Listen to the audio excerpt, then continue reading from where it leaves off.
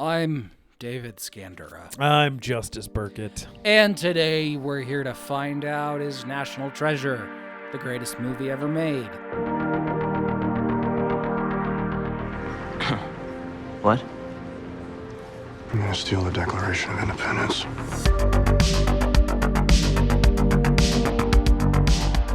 Welcome to the greatest movie ever made, the show where we watch a movie and tell you if it's the greatest movie ever made. Oh, beautiful for spacious skies, for amber waves of grain. We're not going to do the whole thing. I always forget that that's not the national anthem, because the national anthem is the "Oh, say, can you see?" But I feel like it should be the one about the waves of grain and shit. And the Purple Mountain Majesties. Yeah, the one that know. just kind of actually describes America instead of the one being like, hey, battle. One time there was a battle and the flag was there even though we thought it might not be, and that just made everybody want to win the battle more, I guess. I don't know. Yeah. I don't know. I feel like my patriotic spirit is roused more by talking about like how beautiful the country is. I don't know if America the Beautiful though has that high note that the singer can really just That's hit. True. Rocket's Red Glare is real. You know, and just get the white people crying and clapping and applauding. You do need a note and a that singer you can just flex on that note. Belt. Yeah. I feel like that's really where the U.S. kind of has dominated the national anthem landscape. Is like, it feels like ours is the most beltable national anthem, but maybe that's bias on my end because it's the one I've heard the most. Who knows? Maybe the fucking French are belting whatever the name of their fucking oui oui le baguette. What's the French national anthem? I feel like I know the tune of it. I don't remember though. I know God Save the Queen. Oh, Canada, that's one of them. Yeah. Anyway. I think a movie that is so thoroughly movie that is so thoroughly entertaining or compelling, it's the only thing that matters in America. In the greatest nation on the planet. 250th birthday, United States of America. 250 years, and you don't look a day over fucking this country. 250 years old. Only good things have happened in that time. Great place. Listen, okay? It's July 4th. Yeah. I am in the constant war that is us versus fucking snooty ass, pretentious, annoying Europeans. That's true, yeah. Today, yeah, America has done nothing wrong. Yeah. Today we're proud to be American. But only today, and tomorrow we will go back to being ashamed. I'm proud of monster trucks. I'm proud of beer. Yeah. Hot dogs. Hot dogs are good. I'm proud of hot dogs. I'm proud of, Floridian death metal. Yeah. I'm proud of strippers. Yeah. I'm proud of cocaine, which I guess that's my... Beer's also not from America. Like, beer predates America. American beers. Yeah, right. Sure. Yeah. Hamburgers. Yeah. Hamburgers, that's an American. Yeah. Arnold invention. Schwarzenegger. Yes, I mean, famously Austrian, but also American. Yeah. I don't know if there's a European that represents America better than Arnold Schwarzenegger? No, absolutely. I don't think there's an American that represents America better than Arnold Schwarzenegger. True. Which I think we talked about a little bit in our Pumping Iron episode. But it's like he is the American dream. Yeah. Other American things I like, the fucking, they were right about them Purple Mountain Majesties. Yeah. You know? Outside in America is good. Pretty cool. I like going outside here. Now, to be clear, I've gone outside in other countries too, and I liked it there too, but the most outside that I've liked is in this country. Yeah. I mean, we did steal it all. Right. It is, right. People used to live there, and we did, our ancestors did, or at least my ancestors, because they were here long enough, so I know that fucking my familial hands are not clean on this. Definitely were involved in, making some people move off of that land, which sucks. I'm not for it. I'm against it, to be clear. I think on my mom's side, we've been here for a while. Yeah. I think I had an ancestor who fought who fought in the Civil War for the Confederacy. Oh, yikes. Yeah. That's fine. I have some bad family history, too. My grandma is really interested in genealogy, so she has, like, traced our whole, like, family lineage, like, way, way back. And my mom's from New England originally. So the roots there go basically back to, like, colonial times. Like, I'm pretty sure we had people on the continent before America was a country. And one of my ancestors on that side of the family, a guy named Alexander Zool, my grandma was like showing us all the genealogy stuff one day, and she was like, "Oh, it was so interesting. This guy Alexander Zool, he was the captain of a merchant ship in the 1700s." And I was like, "Oh, I wonder what he was like, a merchant of." Which part of the triangle trade was he doing? I really hope it was like maybe the sugar route. Not that that's better, because he was still complicit in the fucking economy. But yeah, but, he just fucking drove that boat, man. Yeah, maybe he was just like moving regular stuff. Maybe he was like, "Oh yeah, my boat is full of, I don't know, fucking fabric, furniture. Maybe I don't know. Hopefully not human beings." And on my dad's side immigrated from Sicily during the turn of the century. Yeah. So like we were fucking second-class citizens. That's right. That was back when you could call an Italian person a wop and it fucking meant something. It meant something instead of now when now you look at all these fucking Goombas on the streets and they just look like other regular white people now. Yeah. I miss the days when I could claim that it could claim Italian oppression. Italian oppression. Yeah. That's not true. That's never happened to me. I don't think you've ever lived in those days. No. Yeah. We're talking about the history of our great country because, of course, it's the 4th of July, but also because we're tackling a movie that is about America. Yeah. About America, about American history. Yeah. As a child, it sort of, after I got into Indiana Jones around this time and then saw National Treasure in the theater, and it sort of inspired this, like, maybe just around the corner from any tour group in a national monument or a national museum, you just dip under that security line and maybe there's a clue. Yeah. You just hack into some 250-year-old bricks. Yeah. And discover secrets hidden away by the founding fathers. Right. This movie does sort of seem like it got money from Big Field Trip. You know what I'm saying? Where like it seems like one of the ancillary goals of this movie is to just make like fucking 10-year-olds more excited about like being taken to fucking Independence Hall on a field trip. It's like, no, it's cool, guys. History is exciting. It's not just you looking at a bunch of fucking, boring old rooms where like some old dead guys did some shit one time. And to be clear, like, I actually do like all that stuff. Like when High Priestess Pod and I went to Boston, both of the last couple times we've like done some of the historical shit. Like we went to fucking not in Independence Hall because that's in Philadelphia, but there's like another fucking place where some colonial assholes met one time. Right. We went there. We did the whole like Freedom Trail in Boston where you see like Paul Revere's house and shit, and like that's cool. But this movie does kind of seem like it is to trick kids into thinking American history is interesting. I think around this time I also went to Washington, D.C. And we did a lot of the monuments in the museums. Right. So, my interests sort of coincided with the release of this movie. Yeah, you had like an American history phase brought on by National Treasure. I would say so. And then that came back when Assassin's Creed 3 came out. Right. In I think it came out in 2010, 2011. Yeah. That reignited my interest. And then in this movie, when you hear like the Templars became the Freemasons, I'm like, no, they didn't. They were planning to steal the apple of Eden this whole time. Right.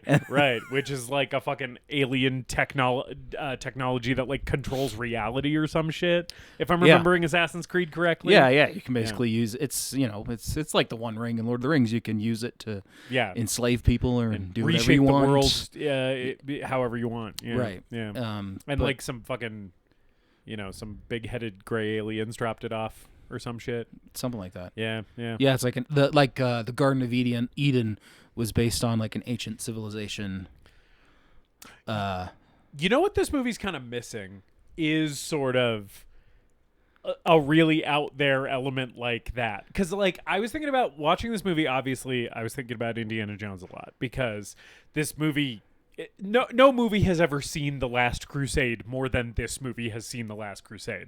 Like the whole dynamic between Jon Voight and Nicolas Cage in this movie is just the Sean Connery, Harrison Ford dynamic from Last Crusade. Except Jon Voight is way more. He's bitching and moaning way more than Sean Connery. It's so whiny. It's because Jon Voight is given a script that's a Disney film and not. Indiana Jones, right. in its prime. Yes. He's not given a character so much as a series of complaints. Right, and exposition, too. Yeah. But like, I was thinking about Indiana Jones watching this movie a lot, and I was thinking about the end of Crystal Skull with the fucking spaceship coming out of the Mayan ruins or whatever, and I was like, that's kind of what should happen in this. Like, there should just be an alien. Like, when they get to the treasure room, there should just be, like, an E.T. in there. So, like... I've seen this movie a few times. I've seen this one a few times. I've only seen the second one once in the theaters when it came out.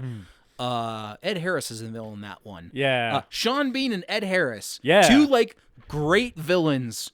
Oh, yeah. For this series. Yeah. I feel like the cast overall in this one, I was like, oh, shit, yeah. Like, everybody is kind of good in this. Like, yeah. But we get to the treasure room, and, per the Indiana Jones formula, the treasure has to be destroyed. A chasm has to open in the earth, and it's lost forever. Yeah. Or it's hidden away in a government vault somewhere, never to be seen. And I forgot that at the end, Nicolas Cage is just like... Hey, Harvey Keitel, the treasure's downstairs. Yeah. And Harvey Keitel's like, okay, cool, we'll just put it in museums and stuff. Right, and Nicolas Cage basically says it belongs in a museum. Like, he doesn't say those words. But, like, the whole tone of that conversation with Harvey Keitel is him being like, it belongs in a museum. Yeah, it's not like, there's an alternate history, I think, that happens when the treasure room is discovered. Yeah. And now we have, and in the National Treasure universe, we have access to all of this ancient knowledge and wisdom and history that we thought was lost. Right. Like, we have, like, fucking missing books of the Bible and shit in the National Treasure universe. Yeah, there's like, scrolls from the Library of Alexandria. Yeah. We know how the Romans made concrete because they fucking found the recipe in there or some shit. Which I don't know if you knew about that, but that's a thing that has, like... people who studied the Roman Empire, they can't figure out that. Yeah, Roman concrete. I think maybe they've figured it out now, but it took them like a really long time to be like, how the fuck did they do this? Because I guess just the Roman recipe for concrete was a little elusive. Yeah. They were like, how the fuck do these guys get these aqueducts to last so long or whatever? But yeah, it's probably in that big room with all those fucking sarcophaguses and shit. They were built by a bunch of fucking burly Italians. Yeah. We used to fucking build things in this country. The secret was just a bunch of dudes who had eaten nothing but fucking olives. Yeah. Their greasy hands. Those greasy Italians. Those greasy wops. How are you doing? I'm doing okay. I'm surviving, man.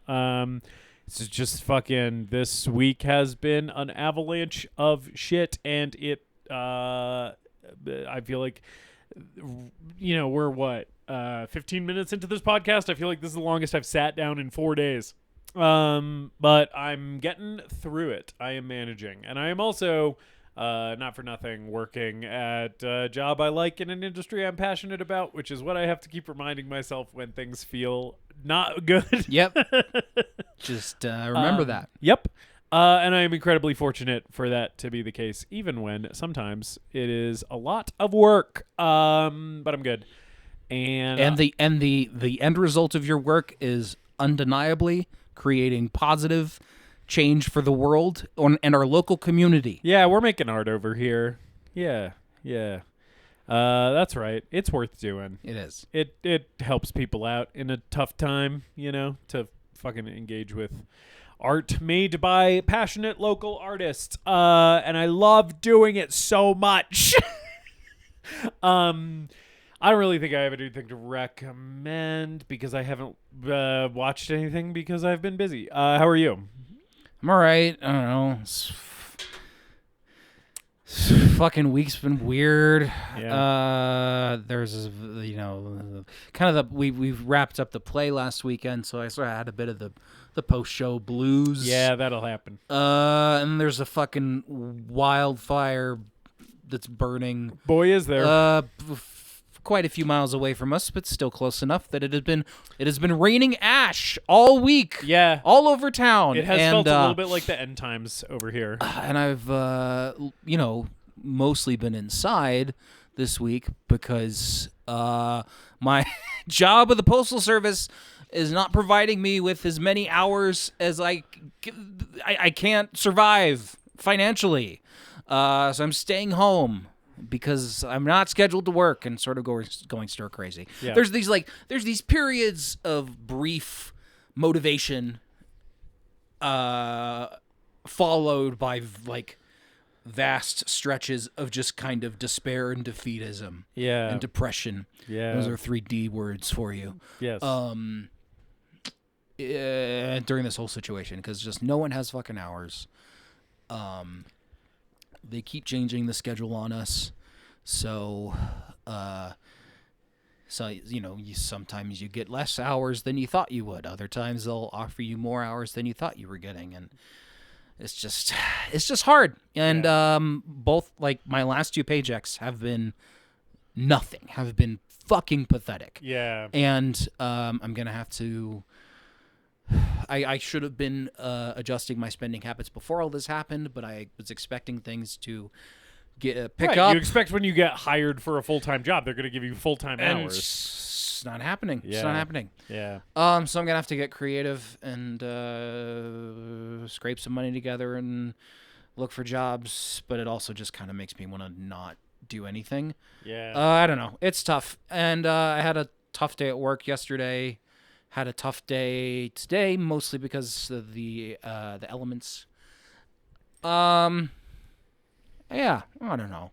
Yeah. I've been worse, but it's just kind of been a weird fucking week. Yeah. And it doesn't help that the wildfire has meant my house has been shut up all week, and it's been hot and. Yeah, it gets fucking stuffy in there and shit. I know. Yeah, it's just bad. Thing. It's just a bad time. Yeah. You know what might cheer you up though? Speaking of D words.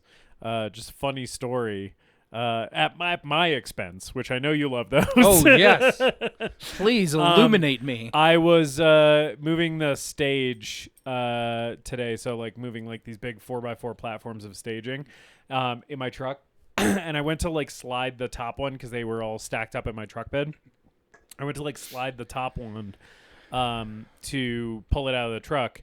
And my tailgate for my truck was basically like right at dick level for me, and like my junk was like hanging onto the tailgate. Basically, it was like over the tailgate. And when the fucking platform came down, the head of my penis got sandwiched between the platform and my tailgate. It hurt pretty bad, but I think I'm fine, so it's fine to laugh at it. I did suffer accidental cock trauma today. I'm picturing all of it in my head. So as bad as your day was, at least you didn't fucking pinch your cock. What noise did you make? Two heavy objects. There were lots of other people around, and I didn't want them. You were just trying to keep it together. I was trying to play it cool because I was like, nobody here needs to know that I just fucking sandwiched my cock between a fucking platform and my truck tailgate. So I kind of think I went, ooh, ah. Just gritted your teeth. Yep. And just went through it. Just kind of feeling like, oh man, that really hurt. All right, we're gonna keep going. It's fine. Everything's fine. I did the next time I peed. I was like, there's not gonna be like blood coming out, right? And there wasn't. So I was like, I think I'm fine. I don't think I need to go to the hospital. So at least that didn't happen to you today. Yeah. And if that spot swells up and gets a little swollen, Yeah. Good for me. Adds a couple of centimeters onto the end, buddy. Yeah. Anyway. But enough about my penile trauma. We're not here to talk about that. We're here to talk about... Oh, I do want to recommend something. Oh, yeah, go ahead. Sorry. Yeah. I watched the HBO mini-series The Pacific, which is a companion piece to Band of Brothers that was released quite a few years after it, but it deals with the war in the Pacific during World War II. And it's one of the best TV shows I've ever seen. Hell yeah. One of the best war dramas I've ever seen. And Band of Brothers is excellent. I think The Pacific might be better than Band of Brothers. Cool. Band of Brothers is like, you kind of feel good at the end watching it because it's like, yeah, we landed in Normandy. Yeah. And the boys and the Screaming Eagles fucking drove all the way into the heart of Germany, kicking Nazis in the balls wherever they went. Showed them Nazis. And it's got the interviews with the guys, the surviving veterans at the time, peppered in throughout the show. And it's like, oh man, those guys were really heroes. You watch The Pacific and it's just like, oh boy. Yeah, war is hell. It's rough out there. It was rough out there for those boys. And it deals more with PTSD, deals more with anti-Japanese sentiment. Yeah. And has a bit of a wider scope. It's also much more violent and gory than Band of Brothers, which Band of Brothers has a bit of that just because it was kind of coming out during shortly following Saving Private Ryan. It's kind of emulating that. There's definitely gore and violence in it. Much more in the Pacific. The Pacific is like hard to watch at points with how violent it is. Not cool, but also cool. James Badge Dale is in it. Oh, I love him. Excellent James Badge Dale performance. Honestly, my main man, considering he's the protagonist of The Empty Man, my favorite movie. He's fucking great, man. Yeah, I do love Jimmy Badgedale. You got Rami Malek, who shows up for a spell. Yeah. Doing a funny accent, as he often does. Rami Malek doing a silly voice? No. He plays a Cajun guy. That's fun. Yeah. I like that. And then the kid from Jurassic Park. The guy who plays Tim, his name is Joseph Mazzello. Mm-hmm. He's one of the three main leads of the show. Oh, cool! Excellent fucking actor. Nice. Oh my god, he is so good. Cool. In the Pacific. So I think I don't know what the popular consensus is on the show. Yeah. I don't know how many people know of it compared to Band of Brothers. Yeah, I had never heard of it before. But absolutely worth watching if war movies are your thing. Neat. Anyway, National Treasure, a movie that deals with America's complex history in a very silly way. Yes. I would say it doesn't so much deal with America's complex history. It mostly only addresses the nice stuff. We don't really get into any of the yucky stuff in National Treasure. Slavery not mentioned even once, I believe. It's basically just like, hey, yeah, all these guys that founded this country were super cool, ethical dudes, and in addition to all of the cool stuff that we know they did, they also did a secret cool thing, which was hide billions of dollars worth of treasure so that nobody could abuse that much wealth. What an American thing to do, right? And they made a fun little treasure hunt to get there. Yeah. One of the funny things about this movie is every time it tries to get kind of sentimental and misty-eyed about American history, when Nick Cage is like, I was just thinking about how the last time this document was here, it was being signed. Yeah. He doesn't add on to the end, by a bunch of slave-owning white people, because that would kind of kill the vibe. Yes, it would kill the vibe, and it does sort of feel like we're intentionally only talking about the good parts of early American history. And at the same time, I am not going to lie, a little bit of that shit in this movie does kind of work on me. It's sort of effective, you know? Yeah. I had this thought watching this movie, and I do think that it is true. The most patriotic I ever feel is when I'm watching National Treasure. I think this movie is the most I ever love America. Because I'm like, I don't know, man, something about like Nick Cage as Benjamin Franklin Gates being like so passionate and like reverential about like the founding fathers and shit. I'm just like, yeah, man, fuck yeah. America's cool. I don't know, it works. It kind of works. I think it's like the because it's like I would say this is kind of the most Jerry Bruckheimer of all the Jerry Bruckheimer produced films. It just has the energy of like this era of what those guys were pumping out. What he was producing. It is a Michael Bay movie without the explosions. Yes. Racial slurs and like, you know, violence. Yeah, and like, we replace all of it with like 5th grade history lectures. Yeah, and like there's guns, but no one dies. Well, Shaw dies. He falls down a bottomless pit. But like the gunfights are like, you know, everything's very low. The whole thing is this shit is so low stakes. Yeah. It is like we are running around with an old piece of parchment. Yeah. That the bad guys and the good guys are passing back and forth. Yes. And it's like for a treasure that may or may not exist. Yeah. And Sean Bean has invested so much time and so many resources into getting together his little fucking mercenary band. Yeah. To go steal a fucking piece of paper. A piece of paper, yeah. It is funny, to your point about this movie feeling low stakes.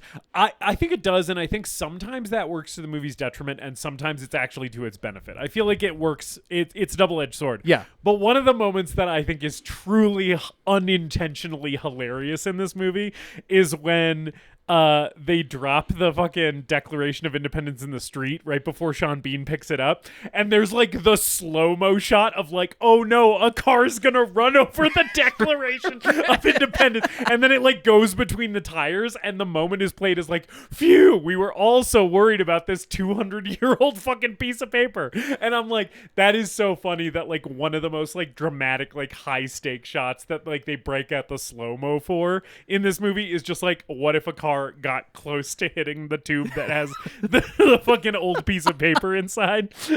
And I know it's like it's history and shit, but at the same time I'm like, I don't know, man, I don't really have any like specific, like I don't have any emotional investment in the Declaration of Independence. Yeah, I mean, I read that like the actual Declaration of Independence, the ink on it faded away a long time ago. Like it is not even legible, and at least this one in the movie is still sort of legible. Yeah. So at this point, it's like, yeah, it's like it's a fucking destroyed old piece of parchment. Yeah. We know what was written on it. That's the important part, you know? It's not the same as like, I don't know if it was like the Mona Lisa or something. The Mona Lisa's a little underwhelming when you see it in person, though. Yeah. It's just like kind of like small and dark. And they put it in this fucking huge room because there a million people have to be in there all at once to look at it so that they can fucking herd all of these fucking disgusting tourists past this lady every day, right? Yeah. So they put her in a giant room and on a wall with nothing else on it. And then compared to the size of the wall, the painting itself is very small and very dark, and if you fight your way to the front of the crowd to look at it, you're like, yeah, that looks like every picture I've ever seen of the Mona Lisa. And you can't really get close enough to it to like, you know, soak in the details and stuff. So it's just kind of like, whatever, you know. Yeah. There's cooler stuff at the Louvre. Yeah, that's what I see. I see. You can see fucking mummies at the Louvre. They should give those back to the countries that they stole them from. But it's cool that you can see them there, I guess. I don't know. Probably be better if you could see him in Egypt. I don't know. Yeah, probably be better. Yeah. Hey, you know what? Benjamin Franklin Gates is like, hey, let's divide up the National Treasure among these different museums. Yes, he's like it should go to the fucking Smithsonian. It should go to the Louvre. It should go to the Cairo Museum too. Let's send some of this shit to the people who it's actually from, not just to fucking Great Britain and France. Yes, more lost artifacts that we will add to the British Museum. Yes, we love stolen artifacts from other people's cultures. Yes. Yes, more plunder from abroad. Yes. Lovely. If they want them back, they can come visit us. Stow it down in, 25 pounds. Put it down in the basement with the rest. We will display it once every 15 years. Fuck those guys. Yeah.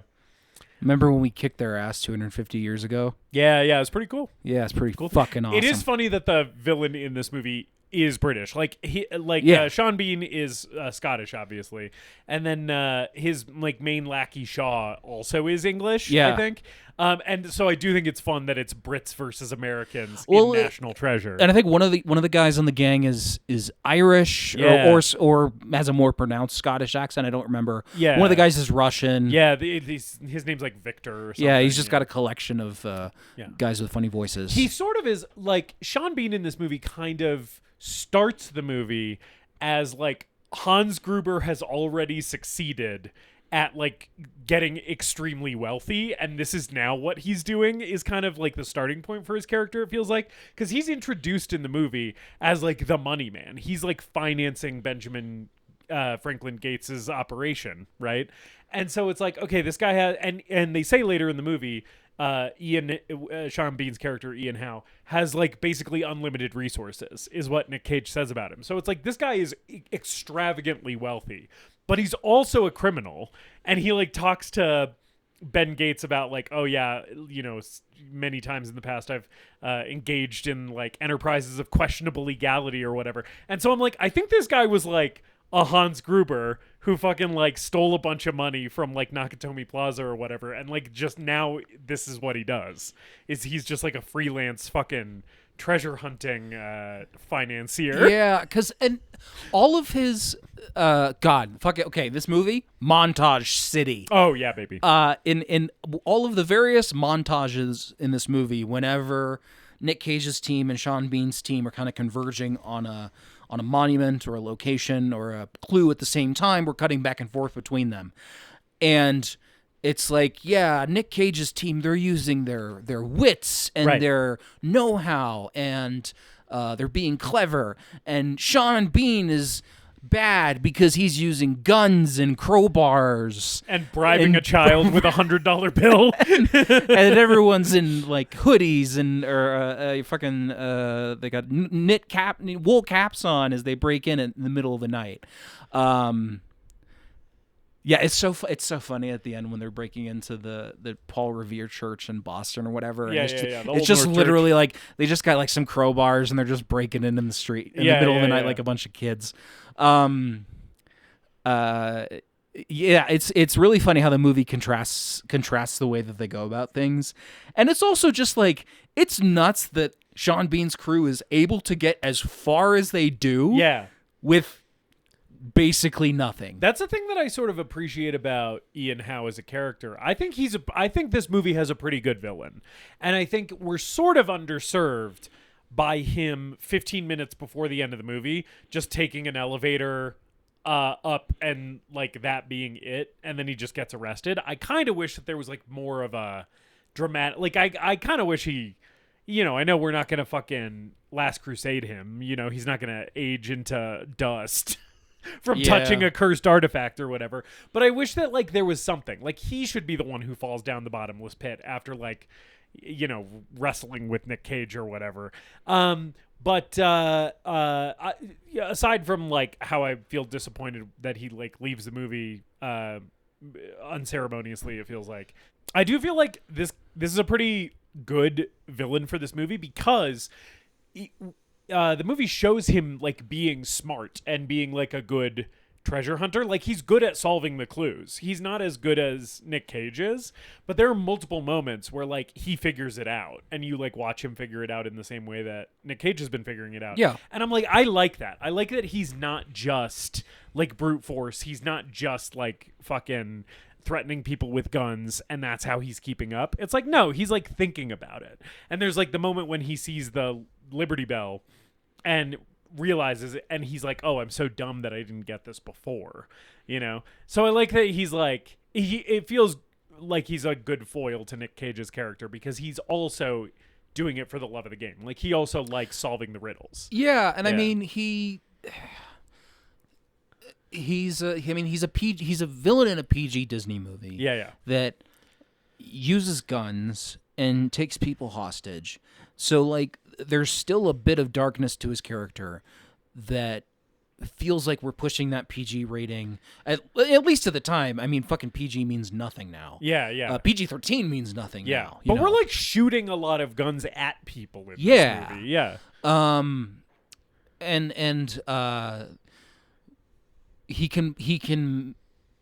He's like still probably just like actually an okay guy. He's not cartoonishly evil. No, he's not like a monster. He just wants a lot of money. Yeah. I think you called him a foil for Nick Cage's character. He's like one of the Indiana Jones villains. It's just like the rival archaeologist. Yeah, they're just working for the bad guys, but he's not really working for the bad guys. He just wants to get to the treasure first. Yeah. But yeah, I don't know. I like him, and I like Sean Bean in this movie. I like Sean Bean in general. I like Sean Bean in general too. I like him in this movie. Yeah. Give me a chance to. I love those locks he's got. In this. Sean Bean is straight up sexy in this movie. He's very, very handsome in this movie. He's got the good hair. They got him in pretty good outfits. For whatever reason, the fucking like Arctic Explorer coat that they're all wearing at the beginning, like Sean Bean's really rocking his. Yeah. And I was like, ooh, Sean Bean Arctic Explorer movie. Like, yes, please. I'd love a fucking thriller where it's like Sean Bean and maybe some other guys in like the Antarctic, and I don't know, they got to eat each other or something. Well, that'd be cool. He's got to betray the protagonist right away. Yes. He does that in the Bond movie and for England James. There's a little bit of James Bond in this too. There is a little bit. Yeah. I mean, maybe that's why you get Sean Bean, is because so your audience is like, yes, I remember this when this guy played this same type of character. Right. When Nicolas Cage gets into the party in the like the handyman uniform and then takes it off and his tuxedo's underneath. Yeah. That's very James Bond. They just ripped that straight from James Bond, my friend. They also, now that I've seen the first Mission Impossible movie, I did realize this time around how influenced by Mission Impossible the whole like stealing the Declaration of Independence sequence is. I had until watching the first one for this show, I hadn't seen any of the Mission Impossible movies before, so like that was sort of lost on me. But watching it this time, I was like, I feel like that's an intentional influence. Like they're kind of like borrowing some aesthetics from that. It's Baby's first heist movie, Baby's first action movie. Yeah. First spy movie, first adventure movie. Yeah. But I think it does all those things pretty well. Yeah, you know what else it does well? Having Christopher Plummer in it. For 5 seconds. I love that Christopher Plummer is in the first 4 minutes of this movie and then does not appear again. Christopher Plummer's entire role in this movie is pre-title card. Yeah. Which fucking rules. What is this fucking shit about again? Okay, Founding Fathers, all right. Let's give it a try. There's a treasure map on the back of the Declaration of Independence? That sounds really stupid. How many zeros are on my paycheck again? Yeah. Who's my son? John Voight? Oh, God forbid. when you can't get Max von Sydow. Yeah. Christopher Plummer.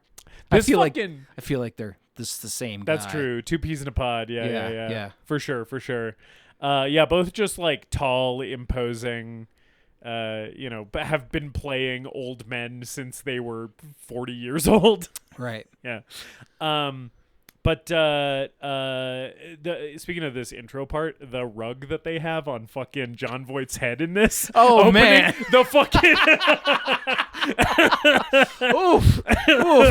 Hey, you know what? More convincing than the CGI de-aging they did in fucking Reagan. Right, yeah. I believe it, yeah. But John Voight walks on screen and it's like, hello, fellow kids, with that hair.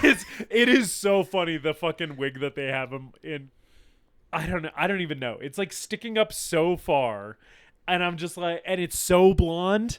It's like he was no gray at all for this scene. It looks like he has teenage Leonardo DiCaprio hair. Right. Yes, that's exactly. It's nuts. It's so funny.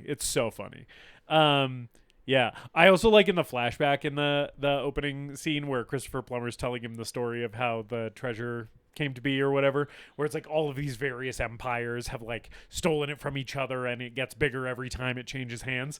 There's a great shot where it's like, I think the establishing shot in the flashback is the pyramids, because it's like it's the shot of the pyramids with Christopher Plummer's eyes in the sky. and then it just fades into like the pyramids. But as we're entering, I think, the Roman sequence, we get a fucking Terminator shot where there's a skull on the ground and someone stomps on the skull. And I was like, fuck yeah. Yeah. Hell yeah. You know, PG movie with a bunch of decrepit, decaying dead bodies in it. There are no fewer than like 4 skulls in this movie. We've got corpses out the ass in this thing. Yeah, because when they're on the ship, there's like actually a pretty good jump scare that I remembered getting me as a kid, where the first like fucking frozen corpse on the boat is revealed. And like I remember that got me pretty good when I saw this when I was like 12 or whatever. You know what I love in Indiana Jones-esque adventure stories? What's that? A ship in a place where a ship shouldn't be. Yeah. That is chef's kiss. Love it. Yeah.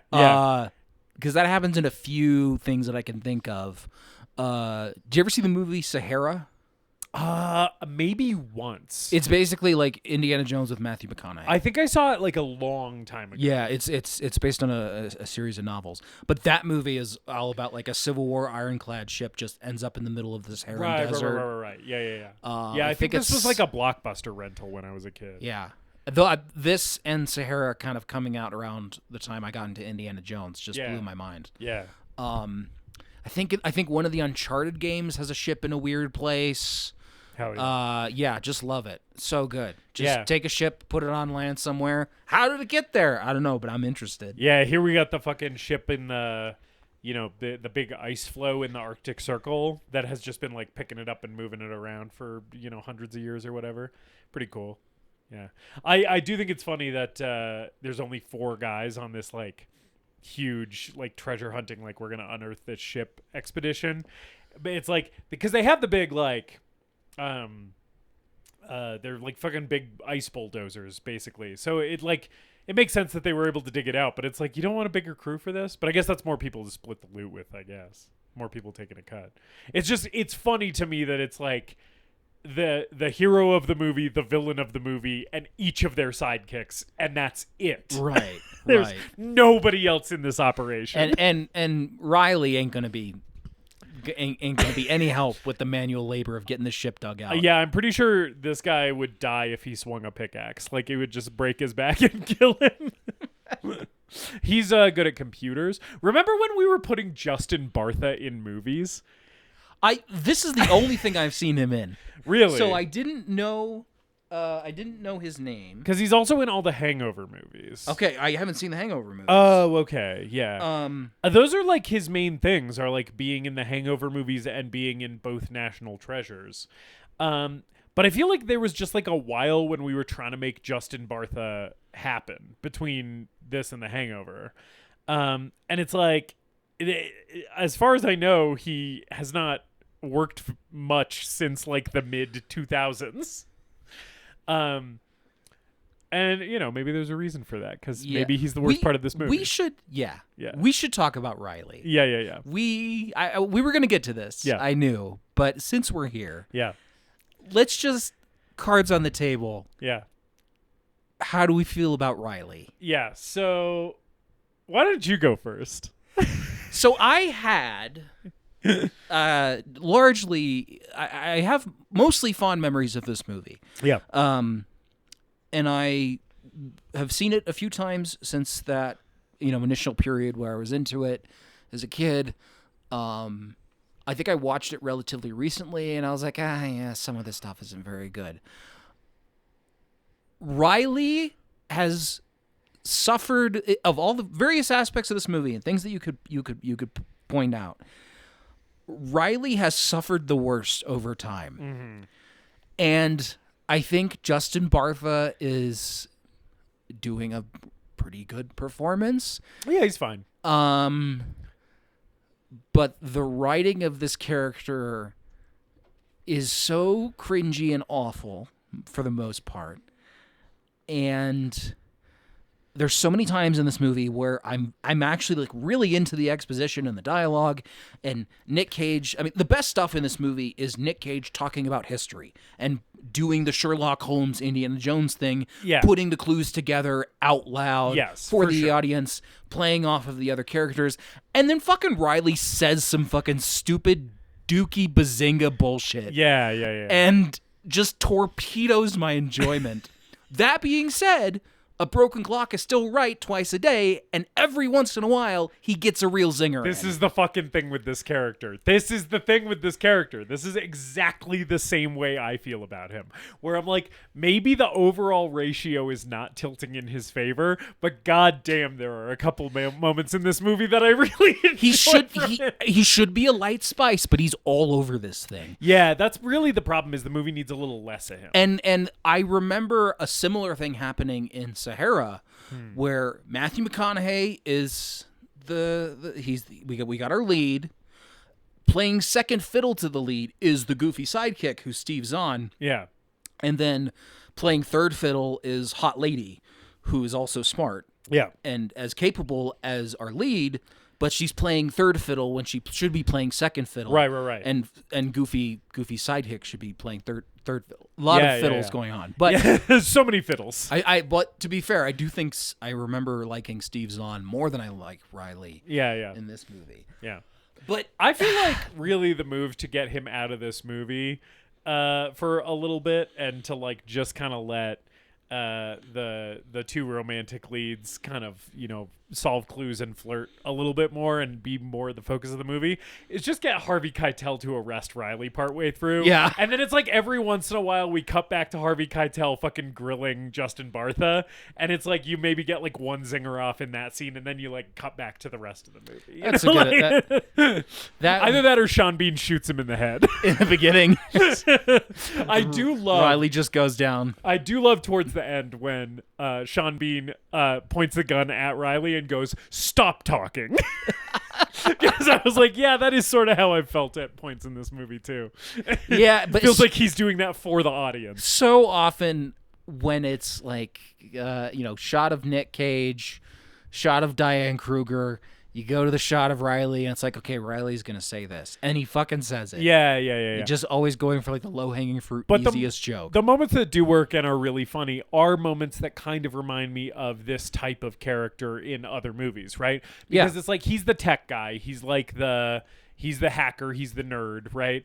And it's like usually you have this guy on like the bad guys crew in a fucking action movie. Like he does sort of remind me of like the character who fills the same slot in Die Hard, right? Right. He's got the big glasses. Yeah, where it's like that guy's like mouthy and he's like making all the jokes and shit. And he's like very like flippant and kind of condescending, and he's the only one who can like kind of talk down to Hans Gruber too, because his skills are so valuable, right? And it's like Justin Bartha seems to be kind of going for a similar thing, and when it works, it works. Like I really like when Nick Cage like has infiltrated the gala, and he like is going up to what's the actress's name? Diane Kruger. Nick Cage is going up to Diane Kruger, and he's like, "Is that hot girl?" And he's like, "How's she look?" in the earpiece. That moment I think is really funny because he's just like this like incessant voice in Nick Cage's ear, and like later in that scene, Nick Cage is like, "I need you to stop talking, like stop saying shit directly into my ear." Or at the end of that sequence when he's walking out, when Nick Cage walks out with the declaration, and then Riley's in the van, he's like, "Ben, the hot declaration lady's coming this way." Yeah. She's right behind you. Yeah, some of it works. What really works is when the daylight savings bit. Yes. When he's like, "I know something about history that you don't." Yes, and I love him lording that over them and then being like, "Just fucking get to the point." That's a very good joke. I like it a lot. And then he tries to like get the second beat on that one where he like is like, "Well, do you know who came up with the idea for daylight savings time?" And they both just immediately shut him down, and he's just like, "Damn it." Yeah, I like that moment too. I think it's really funny. Yeah. I don't think I hate Riley. I think I overall dislike him, and the movie would be better if there was less of him. There should be less of him. I think he is probably the worst thing in the movie. I agree with that, but I also think that it is like a mark in this movie's favor that the worst part of the movie is still something that I don't completely not enjoy. You know? Like his stuff works. His stuff doesn't work for me more often than it works for me, but I still am like, it's fine to have this character in this movie. We just maybe needed a little less of him. Yeah. Nick Cage. Yes. We haven't talked about him yet. Yes. And he's the lead of the film. Right? He's He is Benjamin Franklin Gates. That's a funny name. It's funny that, yes, I like that his name is Benjamin Franklin Gates. And I think he's like, I don't know if this is canonical or not, but for some reason I feel like I remembered maybe in the second one you learn that like other people in his family, like he's like Benjamin Franklin Gates the Third or something. Like this is like a family name. Oh fuck! I feel maybe I don't know. Maybe I'm making that up. I think the second one is about, because it's the whole thing about his family history. Yes, they were hunting for the treasure. Yes, and Ed Harris is trying to sully the family name that they were involved with a conspiracy to assassinate Lincoln. That's correct. Yes. Yes. The second movie is him clearing his family name of being affiliated with John Wilkes Booth. Yes. Yes. I don't know if there's a second treasure. There's another national treasure somewhere. I think there would almost have to be. There must be. It can't be National Treasure 2 Book of Secrets and have there be no treasure. I don't know. Maybe we should have watched that one. Maybe I should watch that one tonight when I get home. Yeah. Watch that one on the 4th, the day this episode releases. Yeah. Yeah. Nick Cage in this movie. He's sort of subdued in this movie. He is not off the chain in this movie. He's on the chain, which is a mode that I like Nick Cage in. I like Cage in both fucking going bananas and also just kind of playing it pretty straight. Yeah. Yeah. This is, as a kid, this was like my primary point of reference for Nicolas Cage. Mine too, I don't know about sure, you. And for I think for our generation too, this was like Nicolas Cage, like a Nicolas Cage resurgence for his career, but us just like, he did this, he did the second one, he did Ghost Rider, he started doing Disney movies, he was doing more stuff geared towards kids. Yeah. And I think that's sort of where all the memes came from, and then people started discovering his older movies. Yeah. And then he himself had a bit of a acting comeback with some of his more recent roles. Right, like stuff Pig like Pig and Mandy. Yeah. And so this is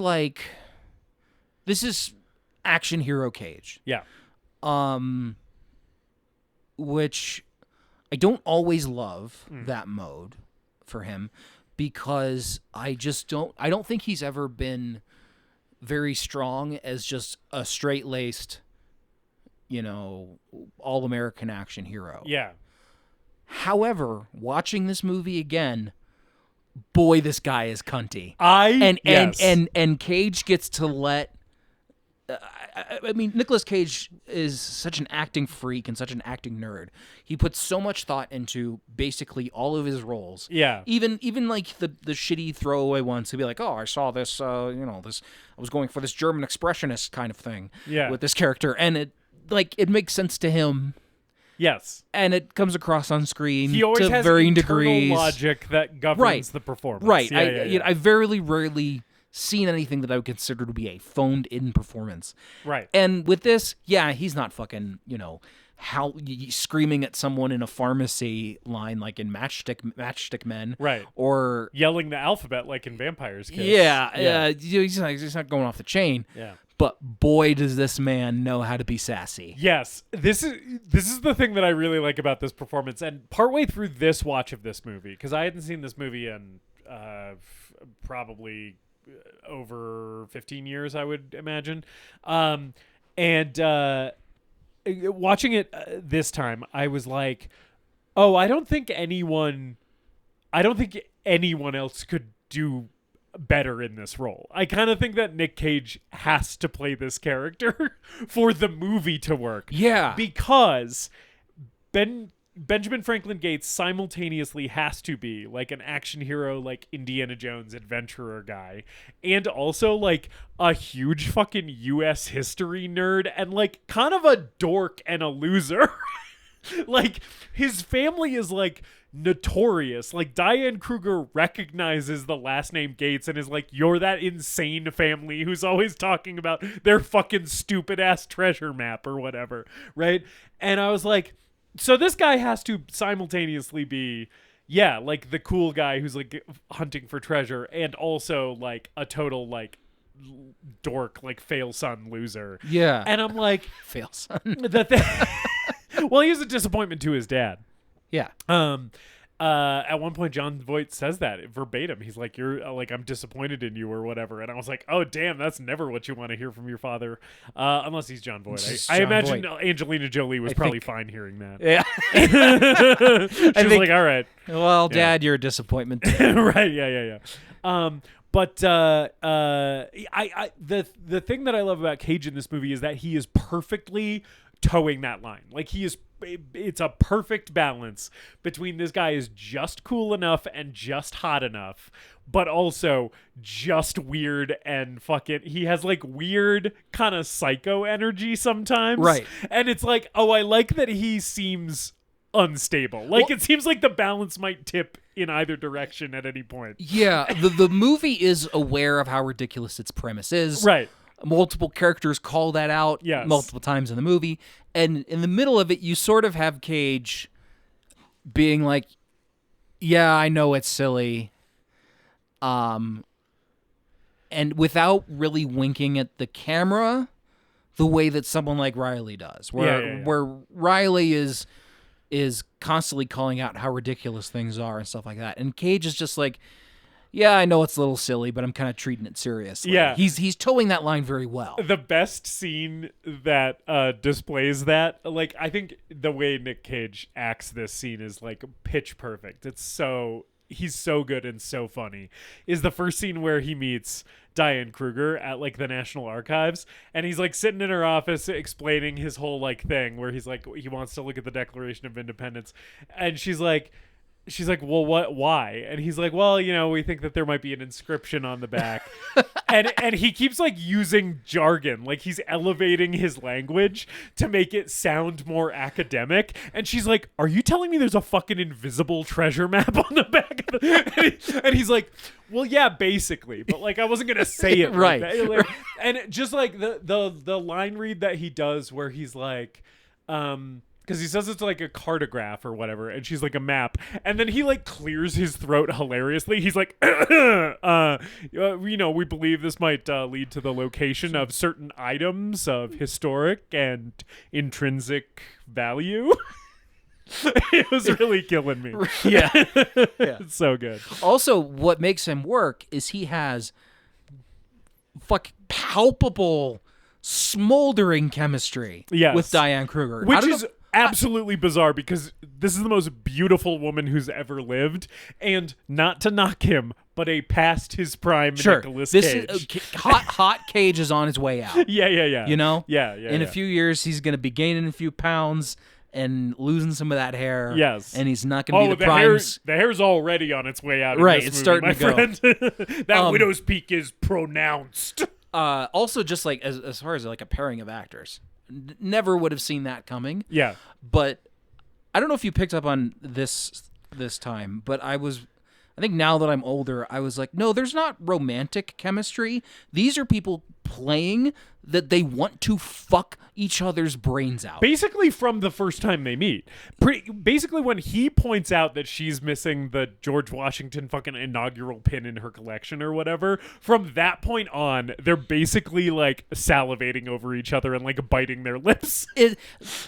In the film's many scenes where they're nerding out about history or using history to solve clues and playing off of each other, these two actors are playing it like this is foreplay. Yeah. And once they get to that treasure room, they're just going to start fucking in the floor. Yeah. Like, when we get to the treasure, we can have sex. Yeah. And in fact, the last thing in the movie, when they have the big house and she's like, I left you a treasure map. I made you a treasure. Yes. It's like a treasure map.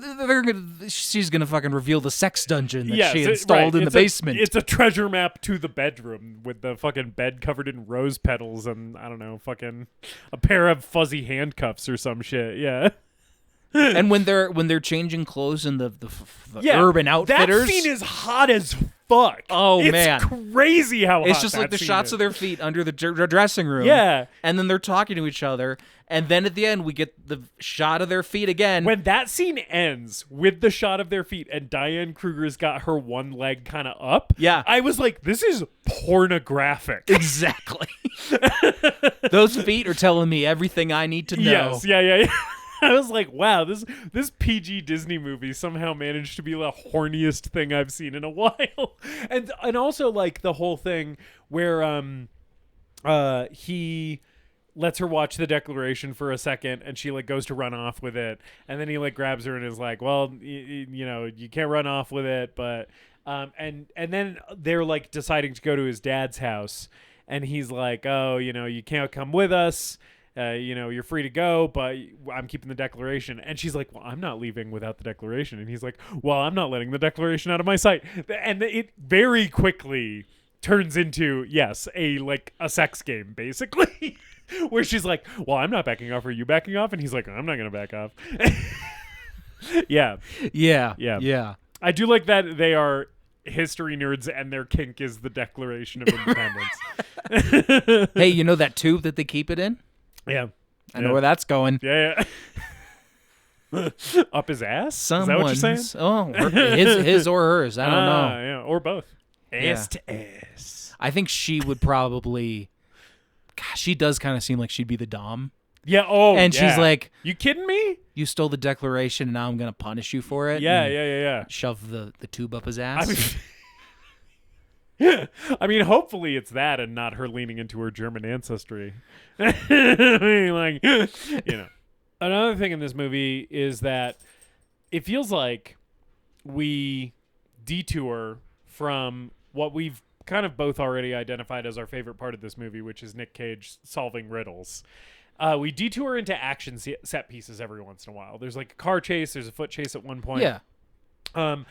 Rewatching this movie, I was surprised at how good some of the action is in this movie, but then it is a little uneven. And specifically, like the car chase that I just called out, I was like, oh, I think this is pretty good, actually. Like the van chase, there's like shots of like stunt people actually hanging from like moving vehicles that are driving down real streets and stuff. There's like a great stunt driving shot of the Sean Bean and his crew are in a food truck. And it goes up on its like two left tires at one point. Like the right tires just like leave the ground when they're going around a turn. Really cool shot of that. And like all of the action in that vehicle chase is really easy to follow. I feel like it's shot pretty well. It looks pretty cool. And then like the foot chase that happens later is like pretty lame by comparison. It's like they just run for a little bit and then drop the Declaration in the street. And we get a slow-mo shot of a car almost hitting it. And I'm like, it just feels uneven in this movie. Like it feels like some of the action stuff is good and some of it is like, oh, and now we have to pause for action because ostensibly this is an adventure movie, right? I mean, I think part of it is that the movie sort of runs out of steam. Yeah. So this thing is 2 hours and 11 minutes. Yeah. And that first hour and a half, just I was surprised. I was looking at that runtime. I was like, oh man, I don't know if I can do this. That first hour and a half fucking whips by. Yeah. And then about an hour and a half is the Independence Hall stuff. And the foot chase and the Declaration falling into the hands of Sean Bean. And that's when the movie is like not sure what to do, so we start kind of like trying to raise the stakes and make it more of like, well, he's trying to negotiate with them, and we're passing clues back and forth, and the movie just can't quite sustain the build up in the first half, because the first half really peaks with the the Declaration heist. Yeah. And the car chase afterwards. And the second half doesn't quite have that. Yeah. Yeah. By the time we're on like the flight deck of the USS Intrepid, I'm like, all right, this movie, because I always remember like, oh, Independence Hall is really close towards the end. Yeah. No, we still have like 45 fucking minutes of this thing. Yeah, there's still like the whole fucking like, oh, Nick Cage has to like wear a wire to the meetup. Yeah. To try and get Sean Bean or whatever. Yeah. And then he double crosses the FBI or whatever. It's like a whole, By the time we're at that aircraft carrier, it's like things are getting maybe a little bit too twisty and we're dragging this thing out too much. Yeah. This movie does have a thing that plagues a lot of action movies, which is what I call boring detective B-plot. Yes. Where we have a detective following the exploits of the protagonist, a few steps behind them, and when we've had enough time with our A-plot, we cut over to the B-plot and see what's happening with boring detective. Yes. Thankfully, this movie has Harvey Keitel as boring detective. And he's not boring at all. He's fucking awesome. Yeah. And it's pretty sparingly used throughout the movie. It is. Fucking it is. minute 52. 52 minutes into this movie, after they fucking steal the Declaration of Independence, Harvey Keitel fucking breaks down the door with his big dick and it's like, I'm in this kid's movie now. And just announces himself. I'm in this stupid kid's movie about stealing the Declaration of Independence. Yeah. So we get the scene of him after the Declaration's been stolen. Later we get another scene of him raiding Ben Gates' apartment or whatever for the copies of the Silence Do Good letters. Yeah. And being like, oh, this guy's good. We got to start tracking him down. And then he kind of just disappears from the movie until we get to like the end of Act 2, start of Act 3. Yeah, and then Nick Cage gets arrested. Right, and that's when he shows up again. Yeah, yeah. And we're not cutting back to him every 15 minutes like some other movies that I could mention. Yeah. But I do think as we're getting towards the end of the movie, the like he's working for them when they're wiretapping and he double crosses them to hook up with Sean Bean's crew and do this hostage exchange thing. That's a little muddy. Yeah. So to address your earlier point about the foot chase, I think they put a lot of their creative ideas into the beginning of the movie. Yeah. And then towards the end of the movie, they kind of run out of steam a bit. And it's like, all right, we got to get to this treasure somehow. Let's throw together a couple other action scenes, throw together a couple other, double crosses, things you see in these types of movies. Yeah. That never reach the heights of that first half for me. Yeah. It also does feel like the scope of this, because this is like a big budget, like blockbuster motion picture. But it feels like the scope of it is smaller than movies of the same type. And I think part of it is like the premise limits what you can do. Right. Because it's like, this is supposed to be a treasure map that the Founding Fathers wrote that leads you to a treasure in America. And it's like, at the time, America was, half of the fucking East Coast of what is now America. So the number of places you can go is pretty, like, you can go to like New York and Philadelphia and Boston, Yeah. Because it's like, that's where those guys would have gone, And so it's like, you don't have the Indiana Jones thing where you can go to, now we're going to Hong Kong and now we're going to fucking Egypt and now we're going to, Lebanon or whatever. Like, it's like, no, it's like, it's basically just New England.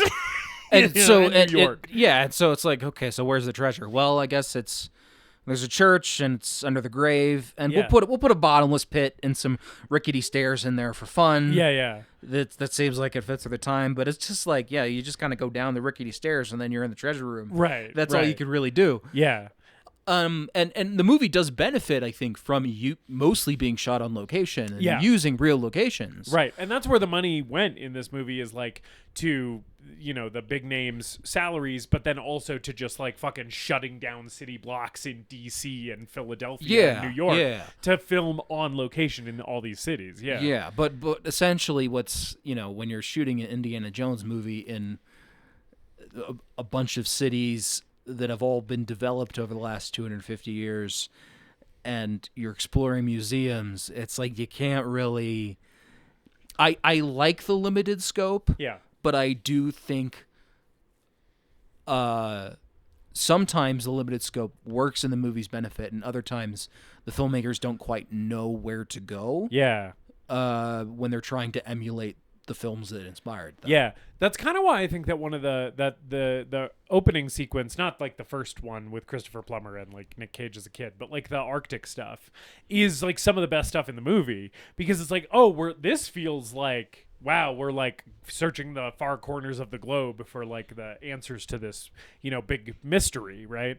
And then it's like, that's the only place that you go that's really that far flung. The rest of it is like, no, it's mostly just kind of in Philly and stuff. Yeah, it's just New England. Even if we had more stuff spread out throughout the United States, right? In a movie of this type, right? I don't remember what happens in National Treasure 2. I know he does go to England in that one. Yes, he does. Yeah, and he does.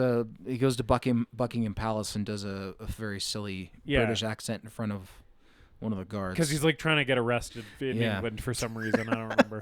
Yeah. But like in a potential National Treasure 3 or some shit, I don't know. Which has been, they've talked about it, and they talked about a TV series. Honestly, who knows if it'll happen? To see Nick Cage come back to National Treasure. If National Treasure 3 happens, I'm there day one. I'm the first guy in line. 1,000%. I don't know if it will. Yeah. But I feel like Nick Cage would do it though. Like I think he would be game to do it if they asked him. If somebody was like, "Hey Nick, you want to do National Treasure 3?" He'd be like, "Yeah, sure. Okay." It would probably be a bottom of the barrel Passing of the Torch Legacy sequel. Yeah. But I'll show up for Nick. Pick up that torch. Probably like Tom Holland or something, right? No, he's too old at this point. Probably. Yeah. I don't know who's one of the kids. Fucking Jacob Elordi. Him too. Yeah. Get on your tiptoes to hand torch to that guy. Yeah. You know what always fucking throws me for a loop? Jon Voight is not short. Jon Voight is kind of tall. Oh, really? In this movie, he appears to be taller than Nicolas Cage in a couple of shots. Let me just Google his height, because I always think that Jon Voight is like 5'5". I'm like, this guy has short guy energy, but I don't think that's actually true. I think he is. He's got to be at least 6 foot, right? He's 6'2". Jon Voight is 6'2", which is crazy to me. That's a whole lot of Voight. Yeah. It's just wild, because I'm always like, that man is not a large, like, he's not a towering, imposing presence. But then, like, I see him on screen with Nick Cage, and I was like, he's taller than Nick Cage. It's weird. I always kind of view him as like a little troll of a man. But sure. That's just not the reality of things. Yeah. Jon Voight in this.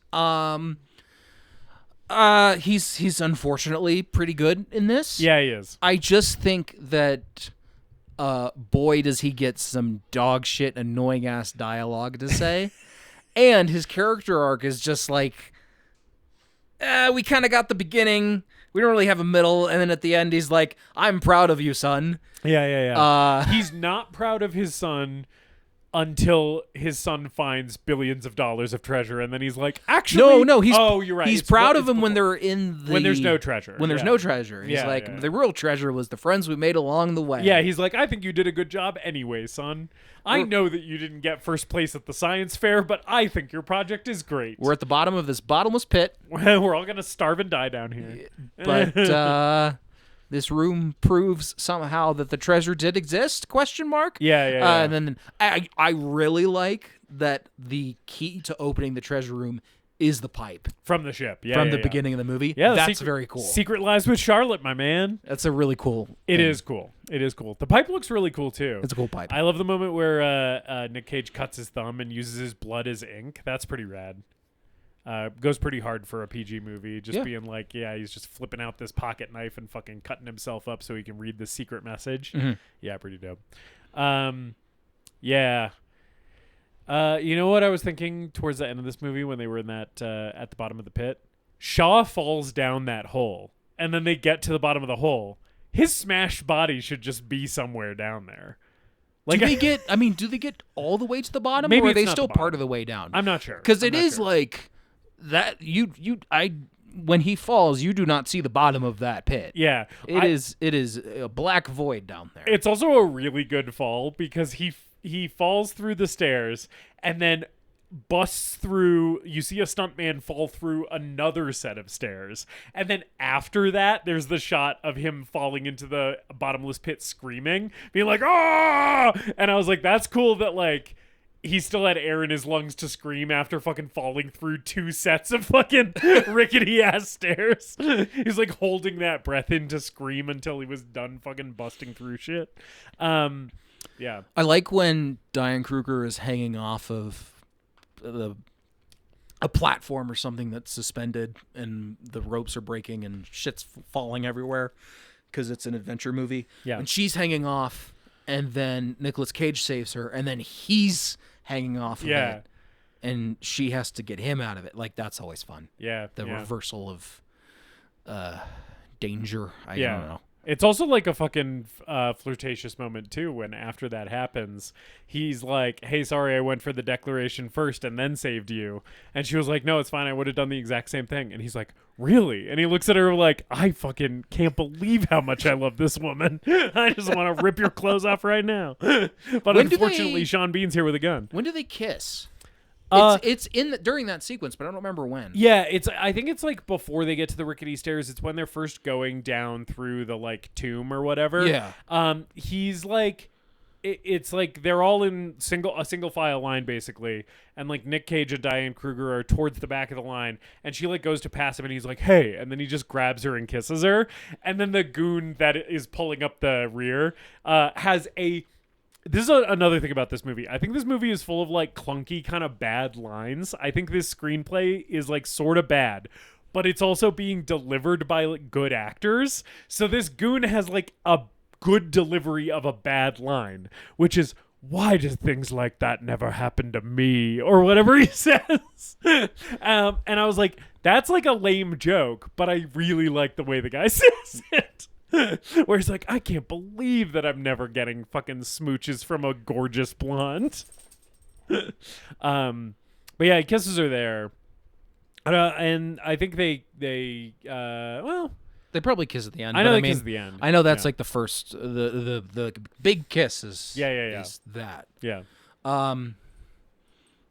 It's so funny to me just thinking about the logic of this and the scope of the movie and what they can do with setting an adventure movie in historical locations in New England, when it's like the entrance to the tomb or the treasure room is like you go through all this rigmarole to get to the church, then you go through the grave and you go down. And the way you come out is just the grave that's a couple more down. Yeah. And it's like if you picked the wrong grave, you would still get to the treasure. Right. It's like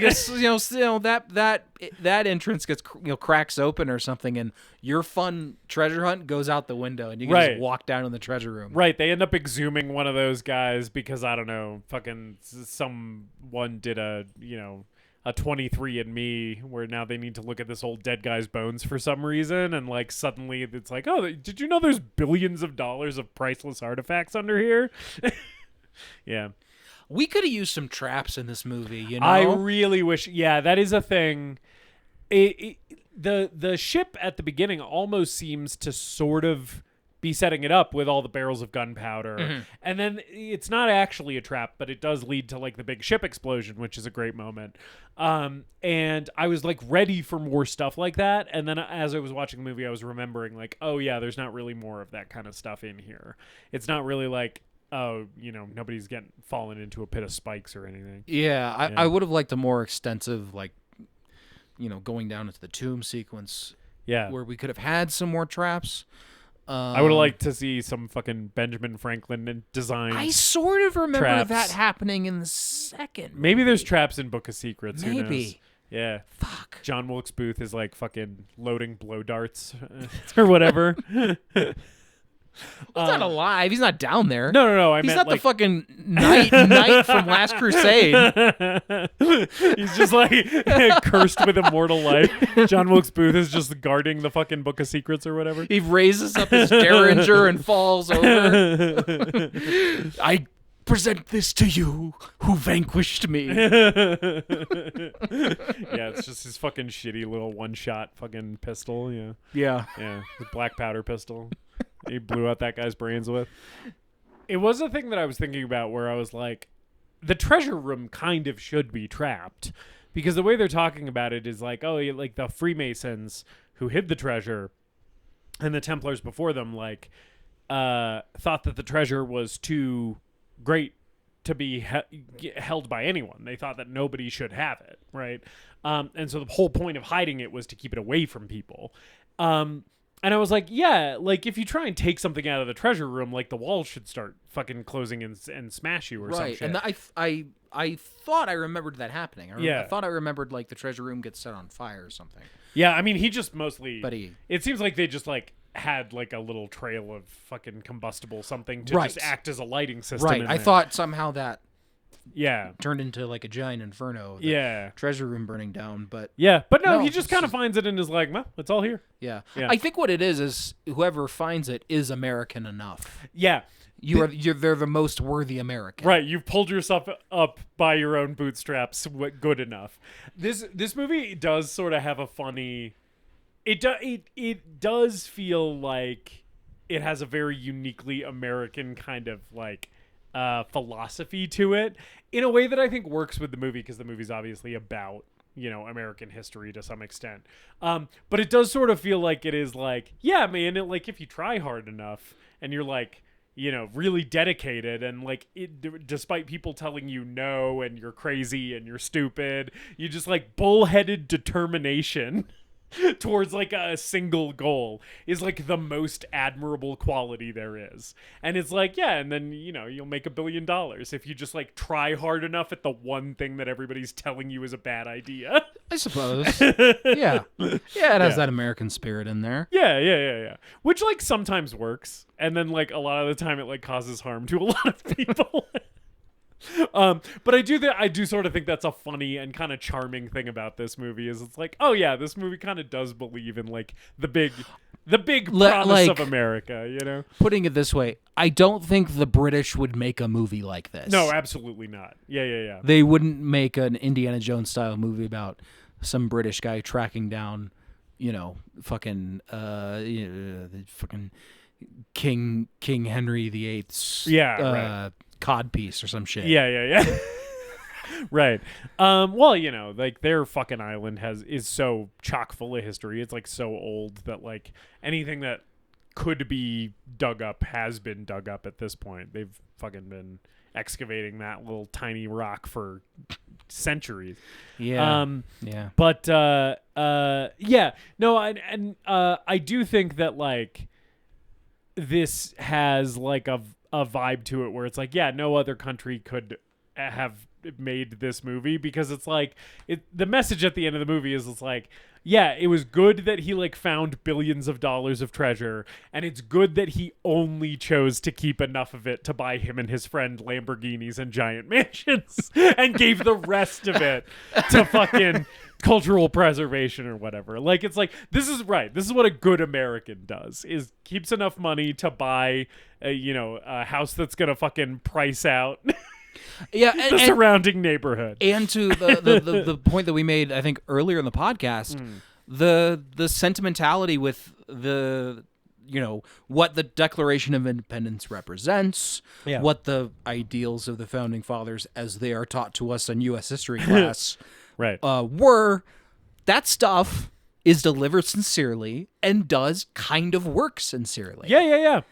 And that's and I think it's because the characters are so passionate about it. Yeah. That it is sold to the audience that way. Yeah. And like, I mean, there's real history in here that like, as a kid is kind of cool to hear about. Yeah, like all the shit about how like fucking Ben Franklin, when he was young, wrote like a whole series of letters to his like brother or something, pretending to be like a middle-aged widow or some shit. Yeah. The Silence Do Good letters. And it's like, yeah, that's just like a weird factoid about American history. That's kind of fun, you know? And yeah, all the stuff about like how Wall Street was like built along an actual wall, and that's why it's called that. There's like shit in here that it's like, oh, that's interesting to know. Yeah, the stuff on the stuff about the what is it, Independence Hall and the dollar bill. Yeah. I remember after seeing this movie, like, and looking at my dollar bill more closely and trying to find shit, stuff. It's real.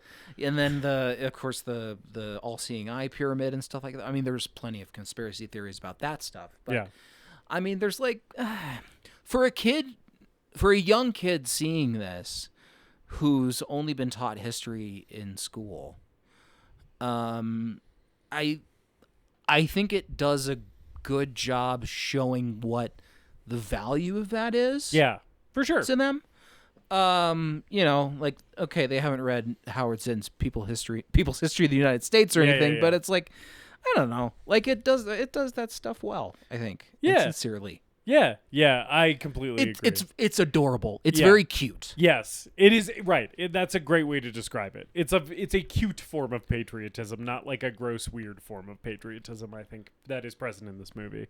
I feel like a lot of that is also in the like stealing the Declaration of Independence section of the movie, which is like pretty much the best part of the movie. Yeah.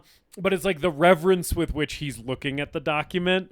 And then also just being like, yeah, but I also have to get it because there's like a fucking treasure map on the back. And like the balance between this is like a zany, weird action adventure movie, and also we're kind of treating all of this real stuff with like a decent amount of reverence. I feel like the synthesis of that works the best when he like encounters the document and is like trying to get it out of the glass case, and he's like sort of in awe of it, but then he doesn't have enough time, so he's just like, I'm taking the whole thing, and then he picks it up, and then Sean Bean's goons are fucking shooting at it. And, like he's like using the Declaration of Independence's bulletproof glass as a shield so that he doesn't get shot. And it's like those moments existing so close to each other is like kind of the whole movie, right? It's a lot of fun. Yeah. That sequence, so many things we could talk about with that. Yeah.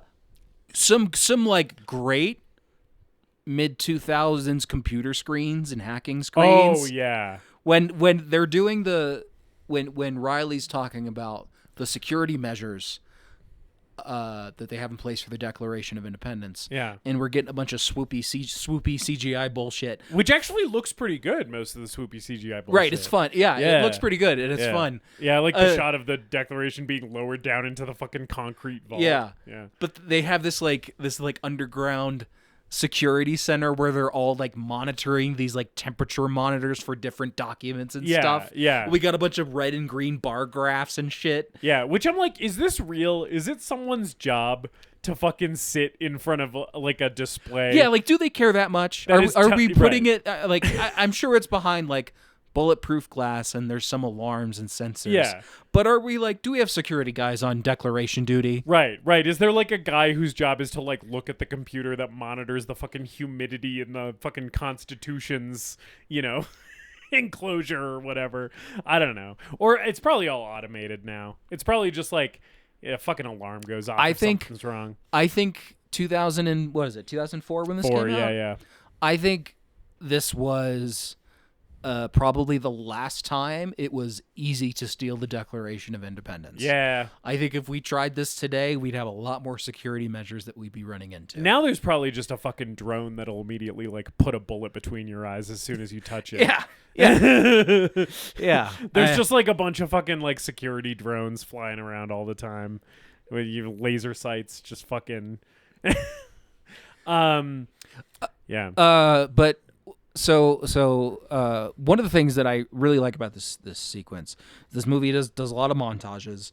This whole sequence is basically a montage, with how it's paced and how it's structured, how quickly things are flying at you.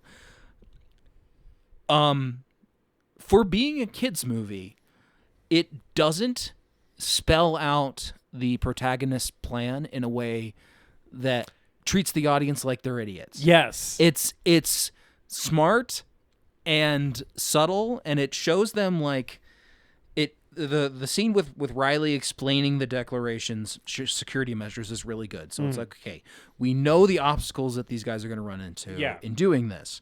And then we see them acquire their supplies and do their plan in montage and test things out. Yes. And then this is the shit that was feeling really Mission Impossible to me now that I've seen that movie. Yeah. And we don't know exactly what they're going to use those things for until we are in the heist. Yes, and there's stuff that, even though I had seen this movie before, still did surprise me as like a grown-up viewer of this movie, because I forgot he's got like the like invisible ink or whatever that he puts on the Washington medallion.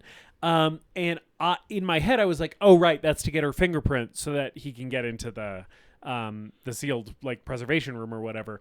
And then he gets the fingerprint off of the champagne glass instead. And I was like, oh right, he does that because he just saw an opportunity. And then it's like, no, the glow paint was for the password into the computer, which I completely forgot about. And then it comes up again and I was like, oh right, like this movie's actually kind of smart. Yeah. And, like Riley's testing out like the laser in the van and tries and sees if it'll raise the temperature on the thermometer. Yeah. I mean, it reminds me, in a much like more compact, easily digestible package, some of the stuff they do in like Breaking Bad or Better Call Saul, right? For sure, where they'll set up the this character has a certain plan, and they're getting supplies together and things together to do this plan, and then you just, rather than having them explain what they're doing to the audience, they just do it. Mm-hmm. And that's exactly how they do the heist. Like the heist is planned and executed in a very short space of time. That's basically the same sequence. Yeah. Which I love. I think it's that whole sequence is so good. Yeah. It's great stuff. Yeah. I also like that Diane Kruger figures out that he's gonna steal the Declaration from what he says at the party. I think I think it's part of their kink. Yeah. I think he's like, I'm going to steal the Declaration of Independence partially because I want to stop Sean Bean from stealing it, but also because I want to impress the hot German lady. Yes, 100%. And when he runs into her at the party and she's like next to the fucking her coworker who's like flirting with her and standing too close to her all the time, he's basically like, well, I'm going to use this as an opportunity to fucking cuck this guy by flirting very obviously with you in front of him. And he says, he's like, to high treason, right? Because that's what these guys were doing when they signed this document. But they had to do something that was against the law because they knew that it was the right thing to do. And he says this like directly to her. And she's like, I think this guy's talking about stealing the Declaration of Independence. And he's like, I'm telling you right now that I'm going to steal the Declaration of Independence. Yeah. And I love the way that he switches like, from that. Yeah. He switches from that very serious delivery of like, because what they were doing was high treason. And they established, I don't remember what the line, but, we wouldn't be here without them today. So anyway. Yeah. And if they had been caught, they would have been fucking hanged and drawn and quartered and had their entrails. That's one of the only like really cagey deliveries he has in this movie, is had their entrails ripped out and burned. Which I was like, oh yeah, there he is. Yeah. Yeah. But I like that, like, based on that conversation, she's like, I should do a background check on this guy. And she like goes to like the person working the door and is like, yo, do you have a Paul Brown on the list? I kind of feel like maybe this guy snuck in so that he can steal the Declaration of Independence. I like it in the first scene where they go to her. Yeah. And he's like, yeah, my name's Paul Brown. And then she asks what Riley's name is, and he's like, Bill.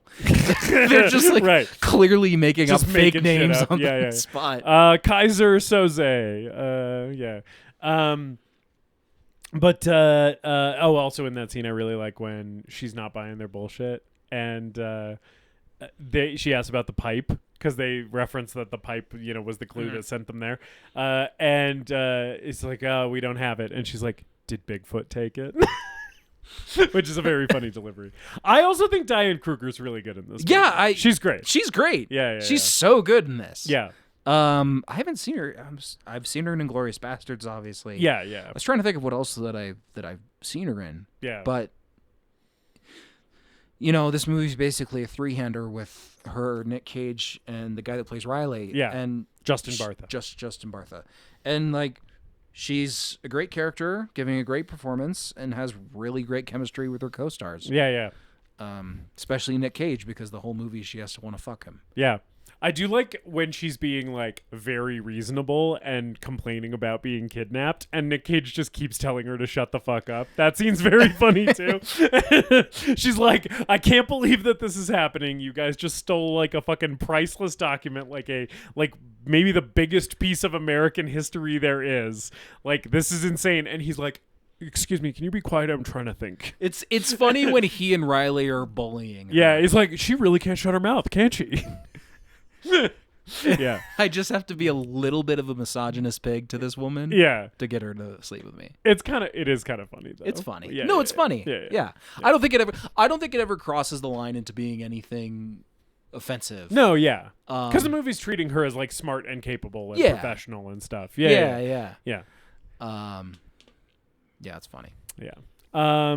I think there's a scene too where when she gets kidnapped by Sean Bean and their crew, they're also immediately telling her to shut up too, which I think is kind of a funny gag that was like, no matter which crew she's with, they're just like, stop talking. You never stop talking. What else? What else in National Treasure? When towards the end of the movie, Diane Kruger's when they're doing the foot chase. Yeah.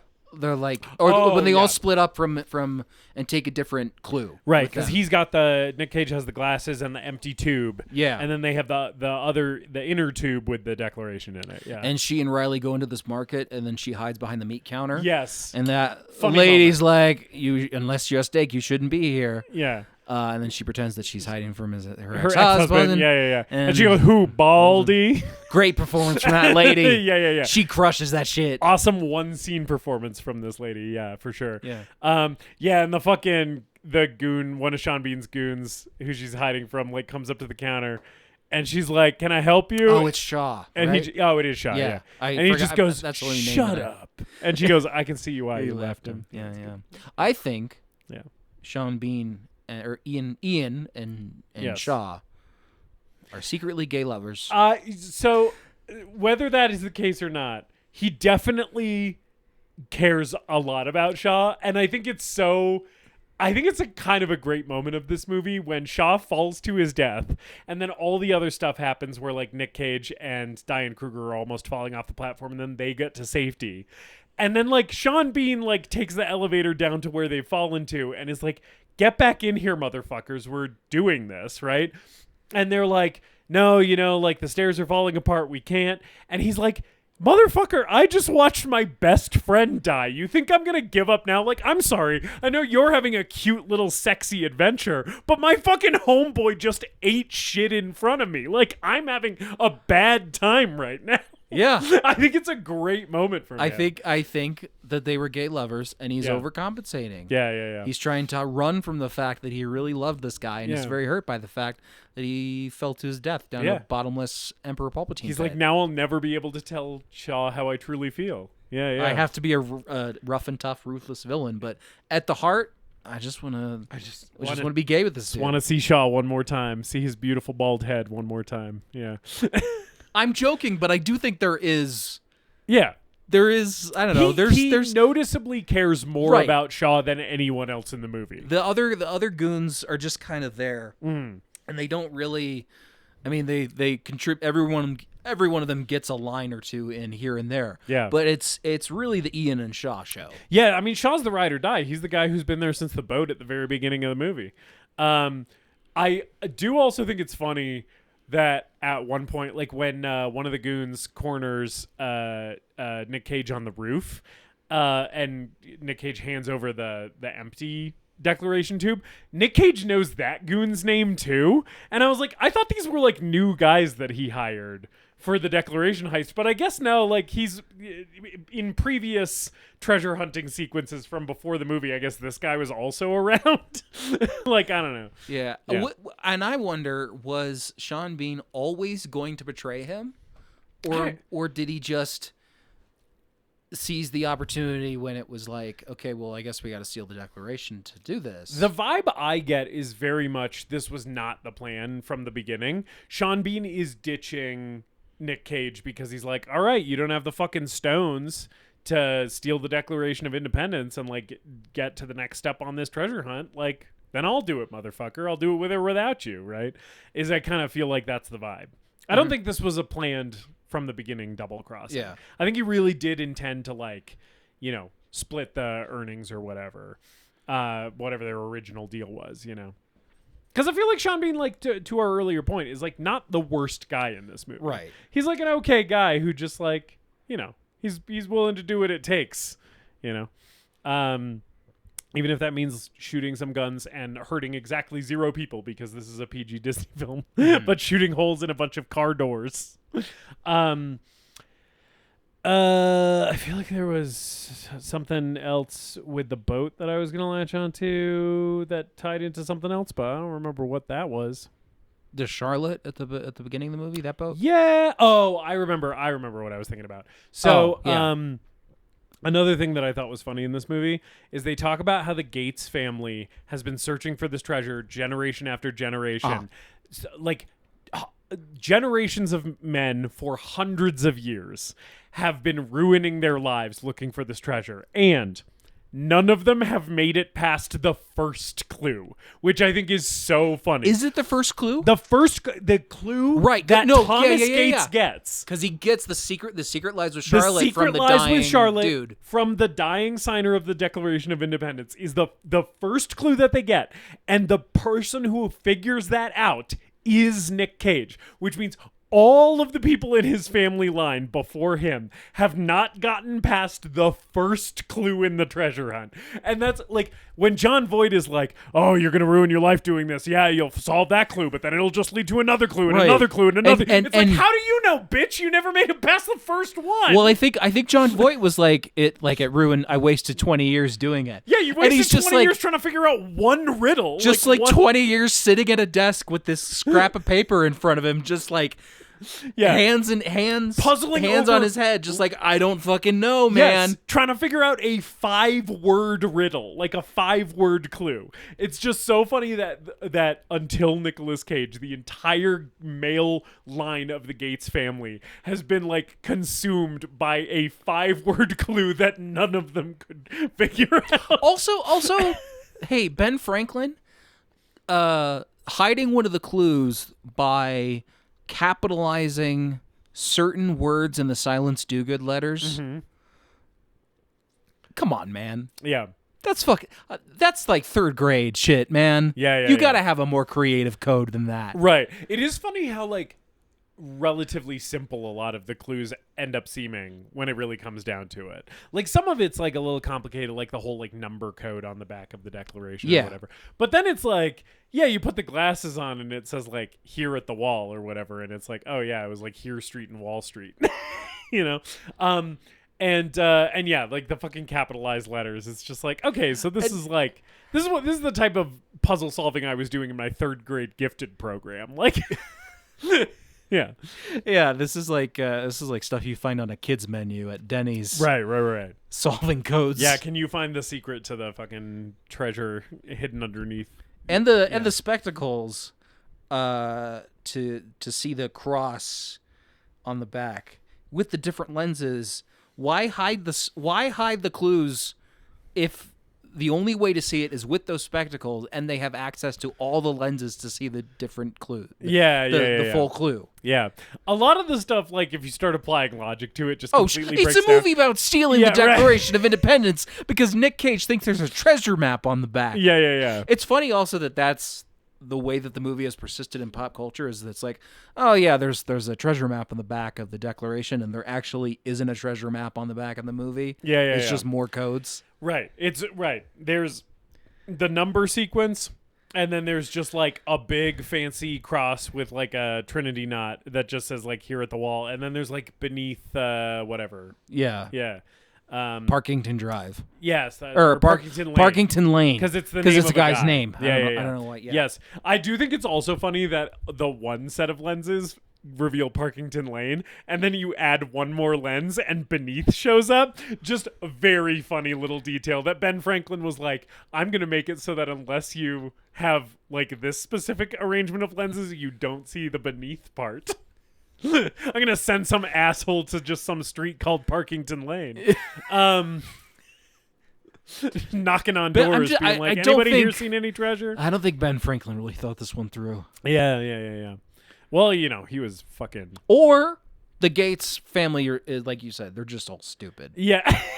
They've spent so long trying to figure this out. It's just so funny to me that nobody has solved the first clue. Because it's like... John Voight's whole shit about like, oh, I'm convinced this is a wild goose chase that leads nowhere.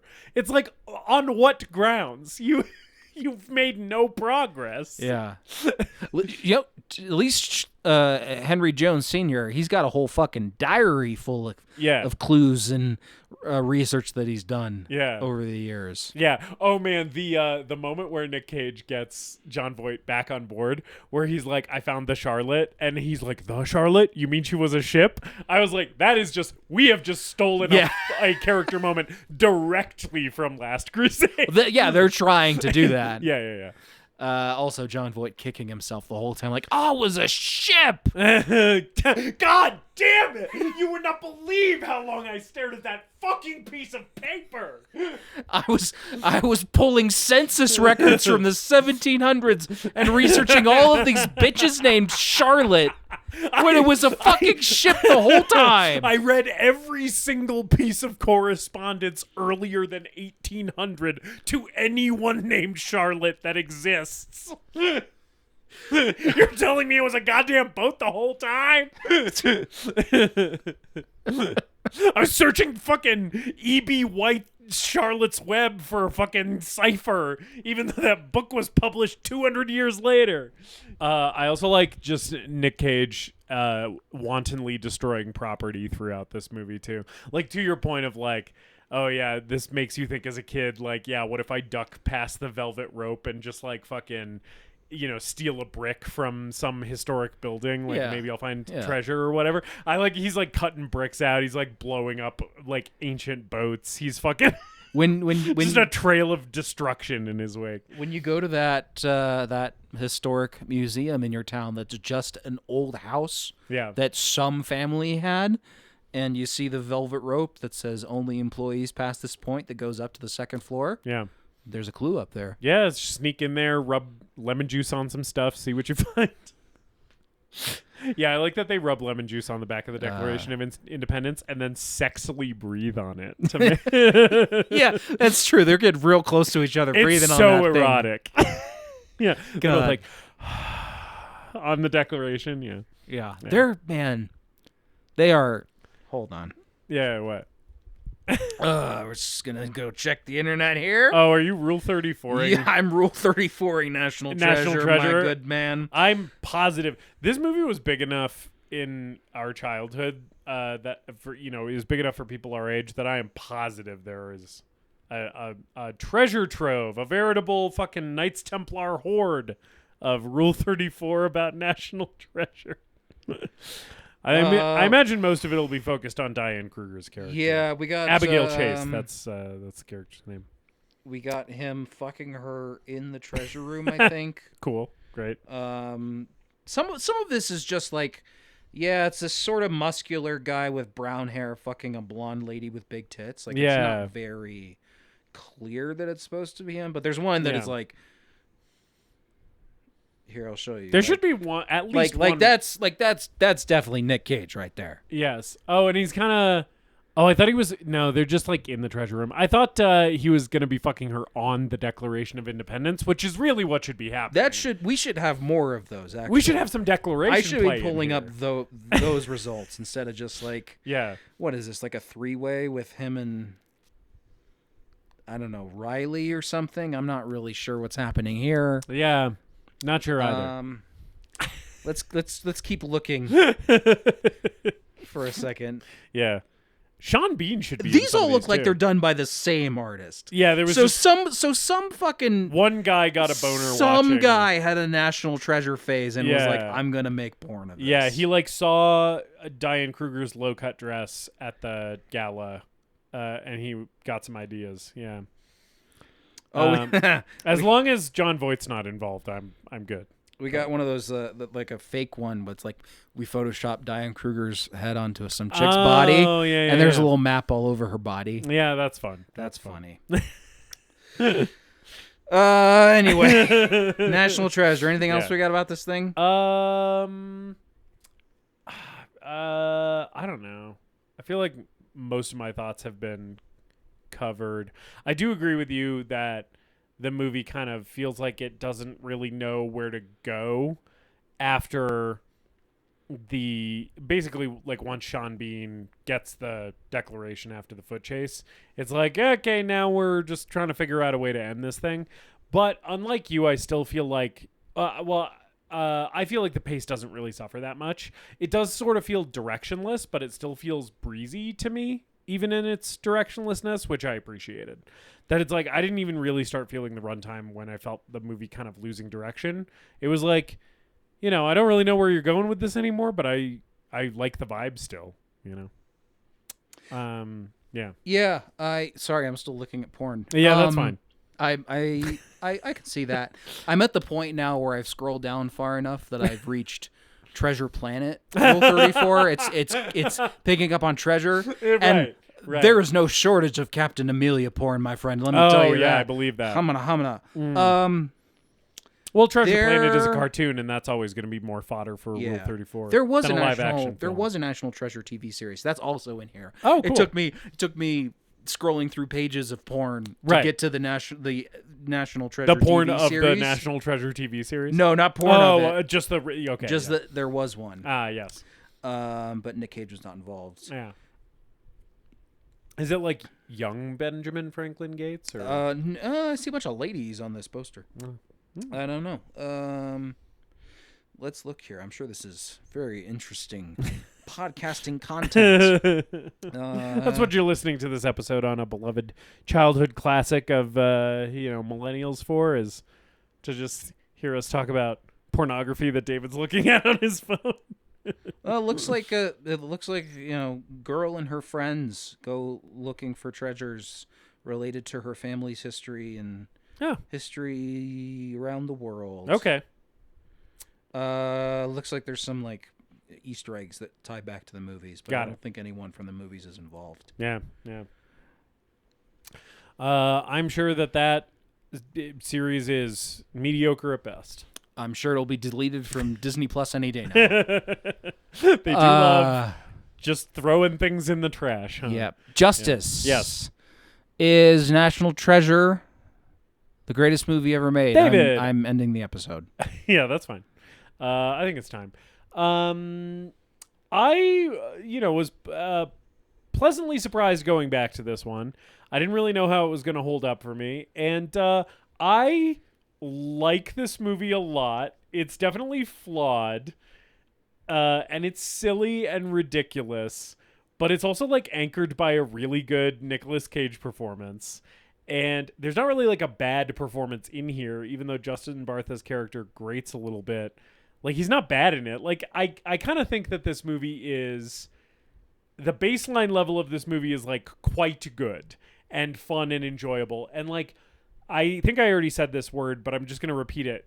I think this movie is breezy. I think it is, like, it just does not outstay its welcome despite its runtime. Yeah, you can't just throw this thing on. Oh, yeah. And it just, like, flies by. I think it's paced really well. I think a lot of that is down to, like... how much of this movie kind of is like quick cut montage, but it executes that in a way that I think is fun and sort of reminiscent of like, like a heist movie, like one of those Ocean's movies or something, where it's just like, yeah, we're just like on to the next thing, we're scheming and plotting and moving to the next fucking set piece. in a way that I think is really fun. And like you said, it is sort of like baby's first heist movie, baby's first adventure movie stuff. But I think that all of those things that it is like trying to emulate, it's like doing a pretty good job. I feel like it's not a bad version of any of those things. I really had fun watching it, but like I don't think I can give it greatest movie ever made. It's good, but it's not that good. Now, if there was more Sean Bean and some traps in here and a little bit less Riley, I could see myself getting there. Yeah. But I think the bones of this thing are very good. The literal bones as well. The many skeletons in this movie are awesome. Mm-hmm. Those are high points.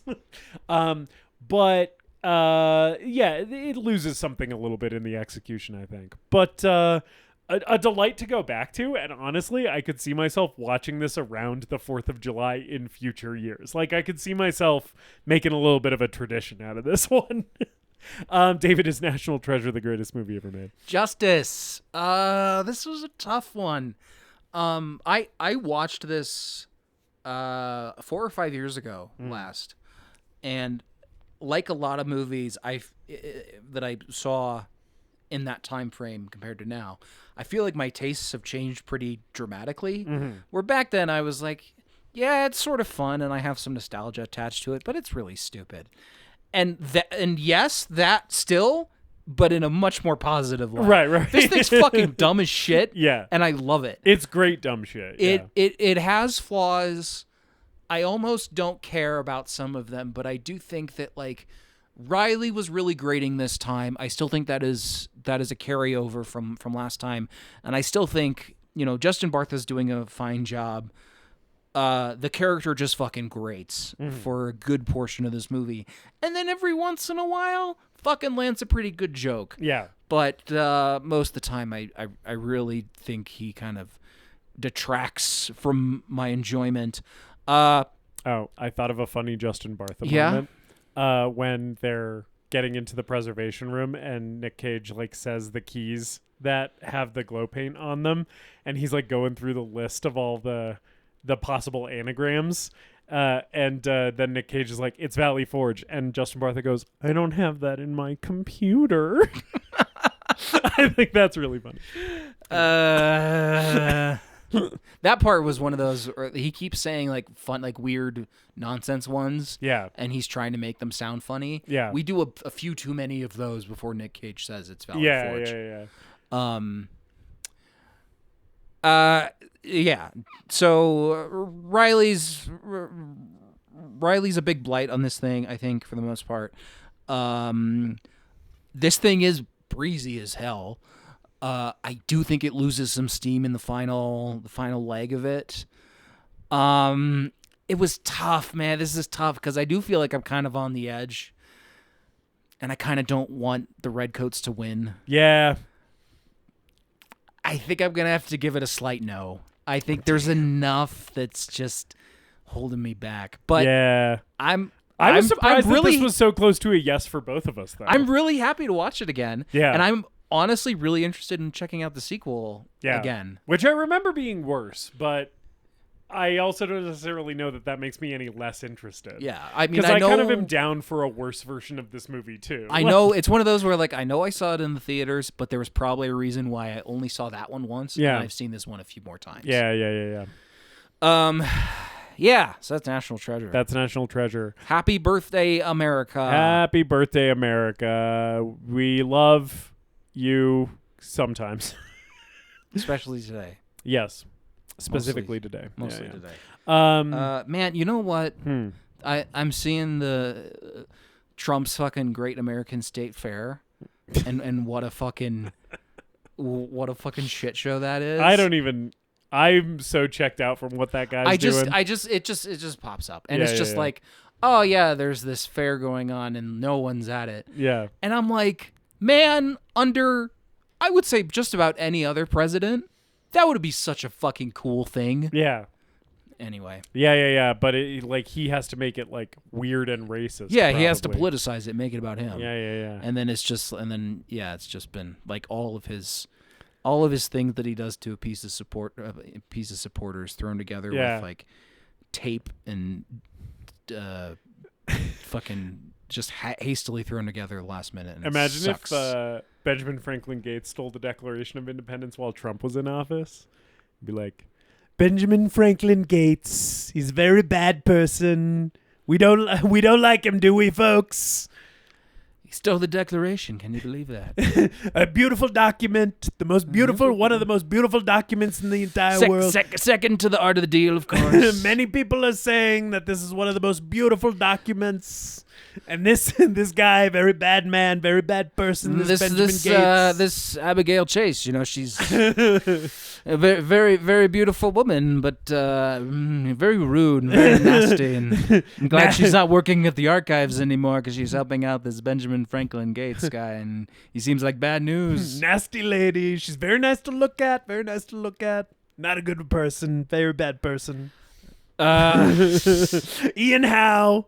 I don't know what that accent is. I don't know where he's from, but I think this guy should be getting out of our country. Yeah. I'm doing a theme month. Yes. Do you want to ask me about it? Yeah, David. What the fuck are we talking about for the next 4 weeks? Next 4 weeks of July. On this podcast. Because apparently, the summer movie season is kicking off, and we could have planned to get some traction from the fucking new Chris Nolan movie, and we could have planned it, but every time we're just like, nah, it's July. We're gonna pick a bunch of obscure bullshit to watch for a theme month. Watch a bunch of fucking Sean Connery movies or whatever the hell. Hey, that was good. That was a great month. I liked that. That was a great month. To be clear, and Shaky Cam Summer Camp was quite fun too. Yes. Hey, I don't know if this one will be fun. But oh boy, I love that as a prime. Here we go. I'm gonna lead into this. I'm gonna lead into it. Forget I said that. Justice, there's a director who we have not talked about in a very long time. Okay. I want you to cast your mind back to our first 10 episodes. Oh wow, okay. A director that's very important for the both of us. Okay, yes. I think I have an idea of who this might be. Would you like to share it with me? Is it John Carpenter? John Carpenter is the name. Yeah. And we will be talking about him once again as we cover the remakes of his films. Fuck! Oh no! In a month that I am calling Carpenter Copycats. Oh, this is gonna be ass, dude. Oh shit! I'm actually excited though. So, yeah. So we got the Thing prequel in here. There are 4. Yeah. Straight remakes. Oh, straight remakes. Okay. Or there are 4. We're not counting sequels. Not even necessarily reboots, legacy sequels, because Halloween's its whole thing. But I'm talking about a remake of a John Carpenter film that he was not involved with, other than getting a paycheck. Got it. There's 4 of those. He does love getting paychecks. We're going to be starting with The Fog from 2005, directed by Rupert Wainwright. Okay. We are going to follow that up with... He's looking. He's finding it. I'm looking up. It's in there. We're following that up with 2005 as well. Assault on Precinct 13, directed by Jean-Francois Richet. Who stars in that one? It's Ethan Hawke and Lawrence Fishburne. I don't know for sure. That might be the best movie that we watched. For the rest of the month. Yeah. I don't know. I haven't seen. Okay, I've seen one of these. Yeah. And that one that I've seen, of course, is the 2007 remake of Halloween, directed by one Rob Zombie. Yeah. Who will be making his return to the show. That's week 3? That's week 3. Fuck yeah. I'm so excited to watch Hellbilly Halloween. Hell yeah. And then we'll be closing things off with the notorious remake. It's a prequel. Yeah, but also remake of The Thing. Nice. From 2001, directed by a Dutch name. Yeah. Matthias van Heindingen Jr. Surely all of this bodes well. I have heard the name of like 2 of these directors before. All of these movies are sure to be a great time. And most of them from the mid-2000s, a time that notoriously all American media was top-notch. 2004 to 2011, great time for American culture in general. Yeah. Yep. So join us for that for the rest of the month. Hell yeah, Carpenter Copycats. Yes. That'll be a lot of fun. I'm sure it will be. In the meantime, please continue to spread the word about the show to your friends, families, and if you got a little crew together stealing some American artifacts, turn them onto it as well. Steal the Declaration of Independence and, I don't know, put a fucking link to our podcast on it. Yeah, put a QR code on the back of the Declaration of Independence. Yeah. Leave us a comment and subscribe and leave us a review. Yeah. I'm very tired and I have to get up for work early tomorrow. So we're getting out of here. Yeah. Join us next week for the remake of The Fog. I'm sure it'll suck ass. As always, later dipshits. Happy 250th birthday, America. And God bless America. We hope you enjoyed this episode of The Greatest Movie Ever Made. Please remember to leave us a rating and a review, and to subscribe to the show wherever you listen. We appreciate you supporting the show and spreading the word. Tell your friends to listen, tell your enemies to listen, tell your mom to listen. If your neighbor has an unsecured Bluetooth speaker, connect to it and play an episode. You can follow us on social media at TGMEM_podcast. And if you've got a movie that you want us to talk about, send us an email at thegreatestmoviepodcast@gmail.com.